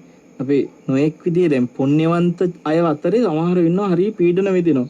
සමහරවල් නිന്ദා අපහාස නිසා නොඑක් දේවල් නිසා අපිට එකපාරට දුක් වෙනවා. කායික දුක් වෙනවා. ඕක මේ විවාහය සම්බන්ධව නම් බොහෝ වෙලාවට අපිට සමහරු කතා කරලාම කියලා තියෙනවා. දැන් ඔය විවාහ හරියන්නේ නැති පිරිස් ඉන්නවනේ. මම මේ ගිය ආත්මවල කරපු කර්මයක් තමයි මේ කියලා. කියන්නේ රූපයත් ඉතාමත්ම ලස්සනයි. ධනයක් තියෙන විවාහයක් හරියන්නේ නැහැ. සමහරු කියනවා ඔවුන්ටම තේරලාද මන්ද මේක කර්ම විපාකයක්ම තමයි කියලා. ඔව්. ඒකට දැන් සමහර වෙලාවට ඉසිදාසික සිද්ධි වගේ ඒවා බැලුවට පස්සේ අතීතේ කරපු අර ආස්වාදයට හොයලා කාම මිත්‍යාචාරයේ හැසිරිච්ච විපාක ඉදා ගණන් ගත්තේ නැහැ. නපුන්සකේ වෙලා උපදිනවා. දැන් වර්තමානයේ බලන්නකෝ ඔය පිරිමි වශයෙන් ඉපදිලා පිරිමි වශයෙන් සමාජයේ හැසිරෙන්න හිත දෙන්නේ නැහැ. යාට කාන්තාව විදිහට හැසිරෙන්න හිතෙනවා. ඉතින් අපි අසාමාන්‍ය විදිහට ඕන් දිහා දකිනවා. නමුත් ඒක කර්ම විපාකයක්. එතකොට ඒ කර්ම විපාකේ අර අතීත ආත්මවල දුගතිවල ගෙවල ඉතුරු වෙච්ච ටිකනේ මයි මනුස්ස ලෝකේ ගෙවන්නේ. නපුංසක විදිහට. ඒතර ඉතුරු වෙච්ච එක ඔය විදිහට ගෙවල ඕකත් ඉතුරු ටික බොහොම දුරකට ගෙවුනාට පස්සේ ඊළඟට උපදින්නේ කාන්තාව වෙලා විවාහයක් හරියන්නේ නැති විදිහට. ඒ කියන්නේ සසරේ දිගටම යනවා මේ. ආත්ම ගානක් ඉඳවන එකන්නේ. එතකොට මේ නපුංසක ආත්ම විදියට උපදින්නේ මනුස්ස ලෝකෙට අර දුගතියෙන් ස්ටෙප් එකක් මනුස්ස ලෝකෙට පැනගත්තට පස්සේ න ආසන්න ආත්මවල ගොඩක් වෙලාවට නපුංසක. එතකොට ඒ වගේ අවස්ථාවක ඉපදුණු මනුෂ්‍ය රූපයකට ඒක වෙනස් කරන්නට හැකියාවක් තියෙනවා. අපිට ඒක තමයි දැන් සමහර වෙලාවට දැන් පැවිදි වෙන්න පවා සම්හන්සලා ගැන බුදුරජාණන් වහන්සේ මේ සුදුසුකම් පෙන්නකොට ඔය මේ කියන්නේ පාණ්ඩකයෝ ඒ කියන්නේ අපි සාමාන්‍ය නපුංසක කියලා කියනයි. ඊට පස්සේ කියන ඔබතෝ ව්‍යංජකයෝ කියලා කියනවා මේ ද්විත්ව ලිංගික ලිංග සහිත පිහිටපු අය. ඒ වගේ අය මහාන කරන්න එපා කියලා තියෙනවා. සමහරලාට ඒ මහාන කරන්න එපා කියන එක ඇතුලේ ලෝකර මේ කාන්තවාදියෙක් ඉඳලා බලනවා නම් කෝ බුදුරජාණන් වහන්සේ කරුණාව කියලා හිතේ. ඔව් එතන සමහරලාට වරුණ ඕන්ට තියෙන මේ ප්‍රඥාවේ අඩු බව හින්දාද කියන එකටත් ඒකත් බලපෑම තියෙනවා. ඒ ඔක්කොටම වැඩිය මෙතන දැන් හිතන භික්ෂුවක් ඉන්නවා ඒ විදිහට නැලවි යනවා. ඒ භික්ෂුව හැසිරෙන්න තනිකර අර පුරුෂයෙක්ගේ හැසිරීම නෙමෙයි. භික්ෂුවක් විදිහට ඉන්නවා. නමුත් ඒ ඔක්කොටමත් වඩා අධික රාගයක් තියෙනවා උන්ට. සමහරවිට අනිත් භික්ෂූන්ට සීලය ආරක්ෂා කරගන්න ඉඩ දෙන්නේ නැහැ. මේ වගේ දැන් අපි කවුද බුදු කෙනෙක් බුදු නැතින් දකින ආදීනව හේතු මත ගන්න තීරණයකට අභියෝග කරන්න හෝ ඒක ගැන ඇයි එහෙම කරේ කියලා නිකන් අඩමානේ හිතන අපි කවුද? අපිට ඒ දැනුම නැහැ. බුදු කෙනෙක් විශාල පරාසයක් එක්ක හේතු දැකලා මේ දේ තහනම් කරන්නේ. ඉතින් එතකොට අපිට සිද්ධ වෙනවා මේ ඕන්ට ධර්මය අහන්න එපා කියලානේ. මේ ශාසනය තුළ උතුම් පැවිද්ද ඕන්ට අයිති නේ. එතකොට ධර්ම දේශනා උන්ට අහන්න පුළුවන් අඩුතරමේ මේ කරපු අකුසල් කර්ම ගෙවාගෙන මේ පිරිසිදුව සුගතියක උපදින්න මේ නිවන ගැන නෙමෙයි මං කියන්නේ පිරිසිදුව සුගතියක උපදින්න හරිය ඔවුන්ට යම් කිසි විදියකට පුණ්‍ය කර්ම වල හැසිරෙන්න පුළුවන්. ඉඩ තියෙනවා. එහෙම තිබෙනවා. මරණ බය ඇති වුණාට පස්සේ හිත නොම යනවාද සානහස දැන් අපිට ඒ පිළිබඳ අත්දැකීමක් නෑ නේ. එහෙම කියන්න දේශනාවට අනුව කොහොමද හිත නොම යනවාද මරණ බයත් එක්ක? මරණ බය කියලා ඔබ අදහස් කරනවා ඇත්තේ මරණාසන්න මොහොතේ ඇති වෙන නොයෙක් නිමිති එක්ක ඇති වෙන බය. වරුණ අනිවාර්යයෙන්ම මරණාසන්න මොහොතේ හිත තැති ගන්නවා නම් ඒ වෙලාවේ අර වික්ෂිප්ත විදිහට යාගේ හිත පීඩණයකට පත් වෙනවා නම් එයාට ඉතින් සුගතියම අහිමිනේ. මොකද මම ඕක අහන්න හේතුව මම එතනත් කියලින දැන් අනාථපිණ්ඩික සිටුතුමාගේ මරණ මංචකය ගැන කතා කරන සිදුවීම තියෙනවා. අර රැහෙන් දාලා හිතනවා ඒ ඒක ඇවිල්ලා බයත් ඇති ගැනීමනේ. මේක වේදනා කායික වේදනා. මම අහන්න හැදුවේ එතන තමයි. ඒ වේදනාවත් එක්ක එතකොට ඒ වගේ දරුණු වේදනාවක්නේ. ජීවිතේ අපි විඳින දරුණුම වේදනාව එතකොට ඒක වෙන්න පුළුවන්. ඒ තත්ත්වයක් තුළ වික්ෂිප්ත නොවි හිත තියාගන්නේ කොහොමද එතකොට? අන්න ඒකට එතුමාම හිත හසුරවපු හැටි ආදර්ශයට ගන්න ඕන නේ. එතුමා ස්වාමීනි මේ හිස වටේ කඹයක් ගැට ගහලා ඒ කඹේ හිසයි අතරින් පොල්ලක් දාලා ඒ පොල්ල කරකවනකොට එන්න කිටි කිටි වෙන්න කරකවනකොට මේ හිස ඔක්කොම පොඩ්ඩි වෙලා යන්න කුඩු වෙලා යන්න මේ තද වෙලා එන තරම් මහා පීඩනයක් එනවයි කියලා කියනවනේ. එහෙමයි. එතකොට එතුමා ඒ පීඩනයේ අස්සේ තමයි අනාථපිණ්ඩිකෝ ආද සූත්‍රය අහන්නේ. එහෙමයි. එතන මහා ගැඹුරු කරුණු ටිකකට එතුමා සවන් දෙනවා. පංච පාදානස්කන්ධ ගැන හොඳට ගැඹුරින් විඥාන ගැන විමසනවා එතන. එහෙමයි. අන්තිමට එතුමාට ඒක අවබෝධ වෙලා එතුමා අහනවා ස්වාමීනි මෙච්චර ගැඹුරු ධර්මයක් ඇයි මට මෙච්චර කල් නොකිය හිටියේ? එතකොට එතුමා අර පීඩනයේ අස්සෙම ධර්මයේ ගැන ගැඹුරින් විමසන්න තරම් එතුමාගේ ප්‍රඥාව ඒ වෙලාවේ හිතේ තියෙන සංසිඳීම හදා ගන්නවා. ඒ කියන්නේ අපි බණක් අහනකොට වුණත් අර බණ ඇහුවනේ ඒ හාමුදුරන්ගේ බණ හරි ෂෝක් කියන තැනට වඩා අවබෝධයට අරගෙන තිබීමේ වටිනාකම මේ තියෙන්නේ. ඒක අවබෝධ වන්න. එතකොට දැන් අපි දෛනිකව සාමාන්‍යයෙන් හිත හසුරවනවා නම් යම් විදියකට ඒකම ගොඩක් කලාවට මරණාසන්න මොහොතට බලපානවා. ඒ කියන්නේ අපි වැඩිපුර මේ මෛත්‍රිය ගොඩක් පුරුදු පුහුණු කරපු කෙනෙකුට මැරෙන වෙලාවේ ද්වේෂයෙන් හිත මුලා වෙන්නේ නැහැ. සීලය හොඳට වඩපු කෙනා සිහි මුලා වෙන්නේ නැහැ. බුදුගුණ නිතර විමසපු කෙනා මරණාසන්න මොහොතේ පවා බුදුගුණ වලින් හිත කියන පීඩන යටපත් කරගෙන යාට පුළුවන් මතු කරගන්න අර තමන් විමසන බුදුගුණ. අර උපමාවක් කියන්නේ මේ වතුර තිබහාවට පස්සේ ලිං හරන්න දුවල වැඩක් නැහැ කියලා. ඒ වගේ එදිනෙදා හිත හසුරවලා නැහැ බුදුගුණ විමසන්න හෝ වෙන මොනවා හරි උතුම් අරමුණකට. දෛනික තමන්ගේ හිත සති අරමුණක මේ පිහිටවගෙන කිසිම විමසීමක් කරලා නැහැ. හැබැයි මේ මිනිසයා මේ මරණාසන්න මොහොතේ බලාපොරොත්තු වෙනවා මරණකොට මොකක් හරි හිතලා ගොඩ දා ගන්න ඕනේ කියලා. ඒක නිකන් අර වතුර තිබහාපු ගමන් මේ ලිං හරන්න දඟලනවා වගේ වැඩක්. එයා ප්‍රමාදයි. එයාට ඒක කවදාකවත් කරන්න බෑ. ඒක අපි මේ මොහොතේ කරන්න කියලා අපි යෝජනා කරනවා. මේ මොහොත මරණාසන්න මොහොත හැටියට සලකන්න මේ මොහොතේ සිහියෙන් හිත හසුරවන්න කවදා හෝ මරණාසන්න මොහොත එතකොට මේ මොහොත වෙනවා. අවිනිශ්චිත කරගන්න ඕනේ නැහැ. මේ සමහරව හිතන්න පුළුවන් අර මුලදී කිව්වට පස්සේ අපේ දේශනාවේදී ඔබ වහන්සේ මේ ධර්ම සාකච්ඡා ආරම්භයේදී කිව්වා අවසාන මොහොතේ වුණත් පිරිත් ටිකක් එහෙම දාන්න තියෙන එකේ හොඳ වටිනාකමක් තිබෙනවා කියලා. සමහරව එතෙන්ට ගැලවීම දෙන්න පුළුවන් කරනකම් පව් කරලා මරණ මොහොතේ මරණාසන්න ආසන්නයට ආවට පස්සේ මේ වගේ දෙයක් යමු වුණාට පස්සේ හරියයි කියලා. ඒක හරි අවිනිශ්චිතයි. ලෙඩ ඇඳේ මේ බටර් පාන් කාලා නිදාගෙන හොඳට සාන්ත දාන්තව මැරෙයිද නේද? කොහොමද අපි දන්නේ නැහැ. දැන් අර මිනිස්සයා අර මං කිව්ව මේ හිස ගසා දාපු මිනිස්සයා එතනින් ගොඩ ගිය හැටි කෙනෙකුට හිතනවා මිතේ ඉතින් අපිටත් එහෙනම් වගේ හොරකම් කරන් මොනවා කරන් හිටියත් කොහොම හරි හාමුදුරුවෝ කොතන කොහොමද මැරෙන්නේ කවුද දන්නේ? මෙතනයි ප්‍රශ්නේ තියෙන්නේ. නින්දෙන් මැරෙයිද? වැසිකිලි කැසිකිලි ඇතුලේ දැන් වැටලා මැරෙයිද? කොහේ මොනවා සර්පේ දෂ්ට කරලා මොනවා වෙලා මැරිද? අපි කොහොමද දන්නේ? අපේ හාමුදුරුවෝ දැන් ඔය මේ සාමාන්‍යයෙන් අපි ඔය දකිනවා සමහර අය කියනවා මේ අපි මරණයට බය නැහැ. සමහර කෙලෙස් ගුලිවල ඔය ගිලී ඇති අය සමහර වෙලාවට කියනවා චණ්ඩි කියලා අපි කියන්නේ. අපි මරණයට බය නැහැ කියලා. ඒක බොරු කතාවක් එතකොට. ඔය කියන අය තැති ගන්න වෙලාවක් එනවා. ඔය සාමාන්‍යයෙන් මේ පිනට ගරහා කරන අය ඔය මොනවා විකාරද ඔය පිංකිය කියන අය කවදා හරි පින ඉල්ල හිඟමන් යදින දවසක් එනවනේ. එහෙමයි. ඇත්තටම මේ සමහර ශේෂ්ත්‍රවල ඉන්නවා තමන්ගේ උගත් බුද්ධිමත්කම් කියන එකක් එක්කම නොදැන කරන හරියට අකුසල් කරන අවස්ථා තියෙනවා. මේ එතකොට ඔය මරණය ගැන පඬිතකමින් කතා කරන අය, පින ගැන පඬිතකමින් කතා කරන අය වගේම තමයි තමන්ට තේරෙන්නේ නැහැ ඒකේ කර්ම විපාකවල තියෙන භයානකකම. තමන් කියන වචනේ දැන් අර බිම්බිසාර රජතුමා දකින්න පෙරේතාත්ම ටික බලන්නකෝ. කාශ්‍යප බුද්ධ ශාසනයේදී පෙරේතාත්මේ ඉඳලා ඒගොල්ලෝ පුස්ස බුද්ධ ශාසනයේ ඉඳලා නිරේ ඉඳලා වෙන්නේ.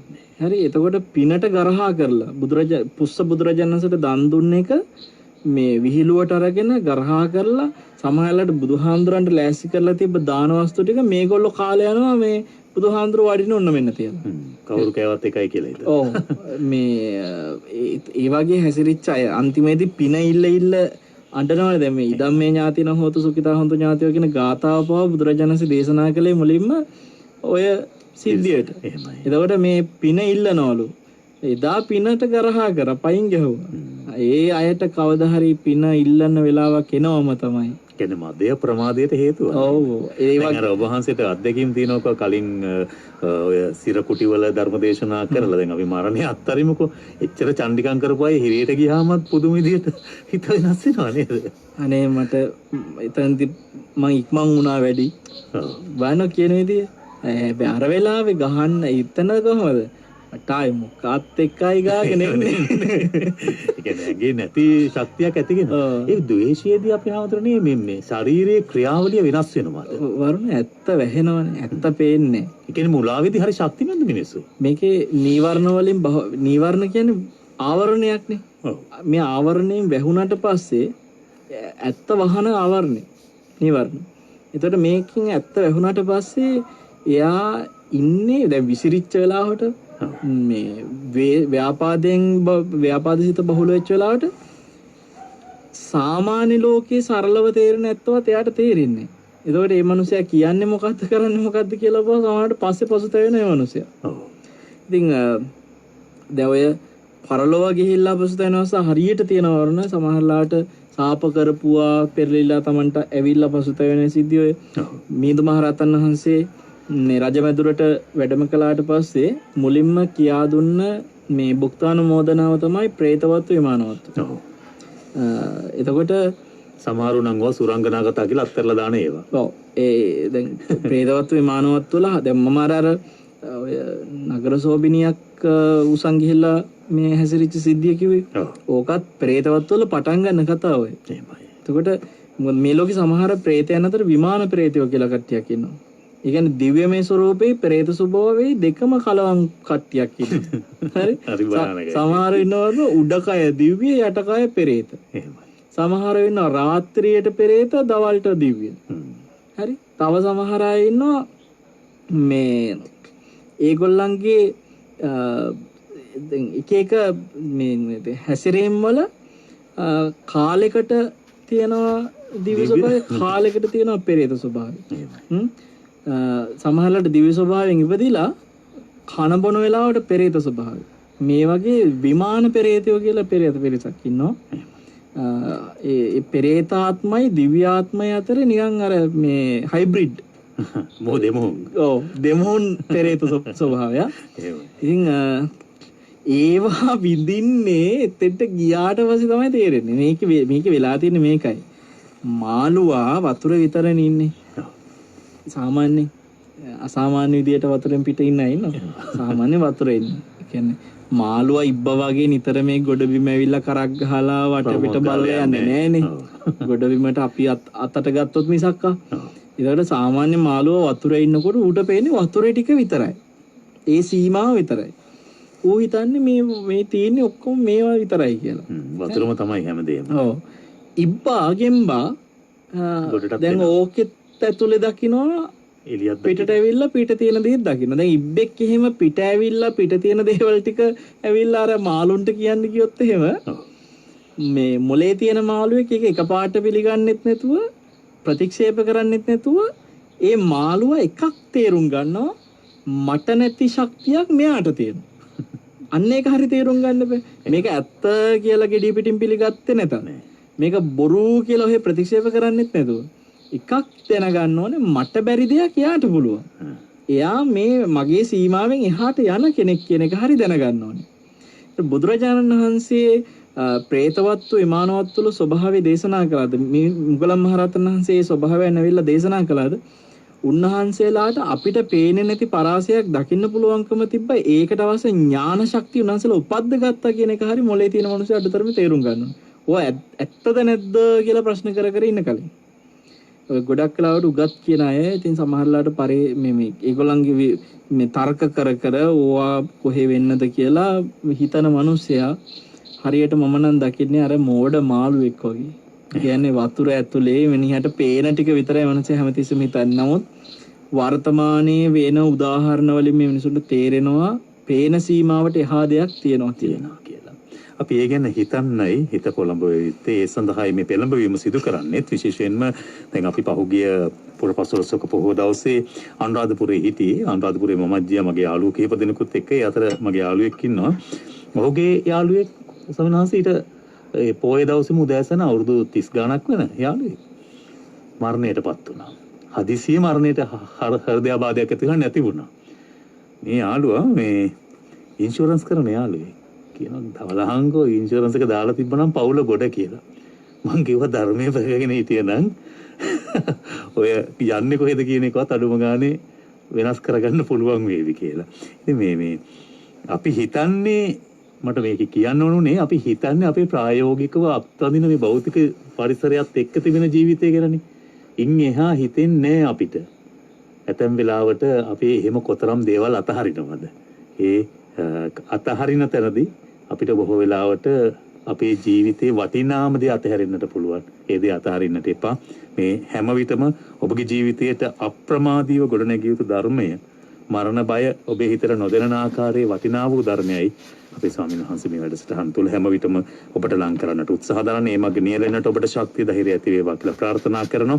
අද සෙනසුරාදා සිටින තසපුවට වැඩම ආවදාල අපේ ගෞරවනීය ආරාධනෙන් වැඩම ආවදාල උඩුගම්පල හෙන්ටි මහර ගම්පහ බවුන් පැලැස්ස නිර්මාතෘ පූජනීය වල්පොළ ගෞතම ස්වාමීන් වහන්සේට නිදුක් නිරෝගී දීර්ඝායුෂ වගේම උතුම් වූ ඒ ධර්මය අවබෝධ කර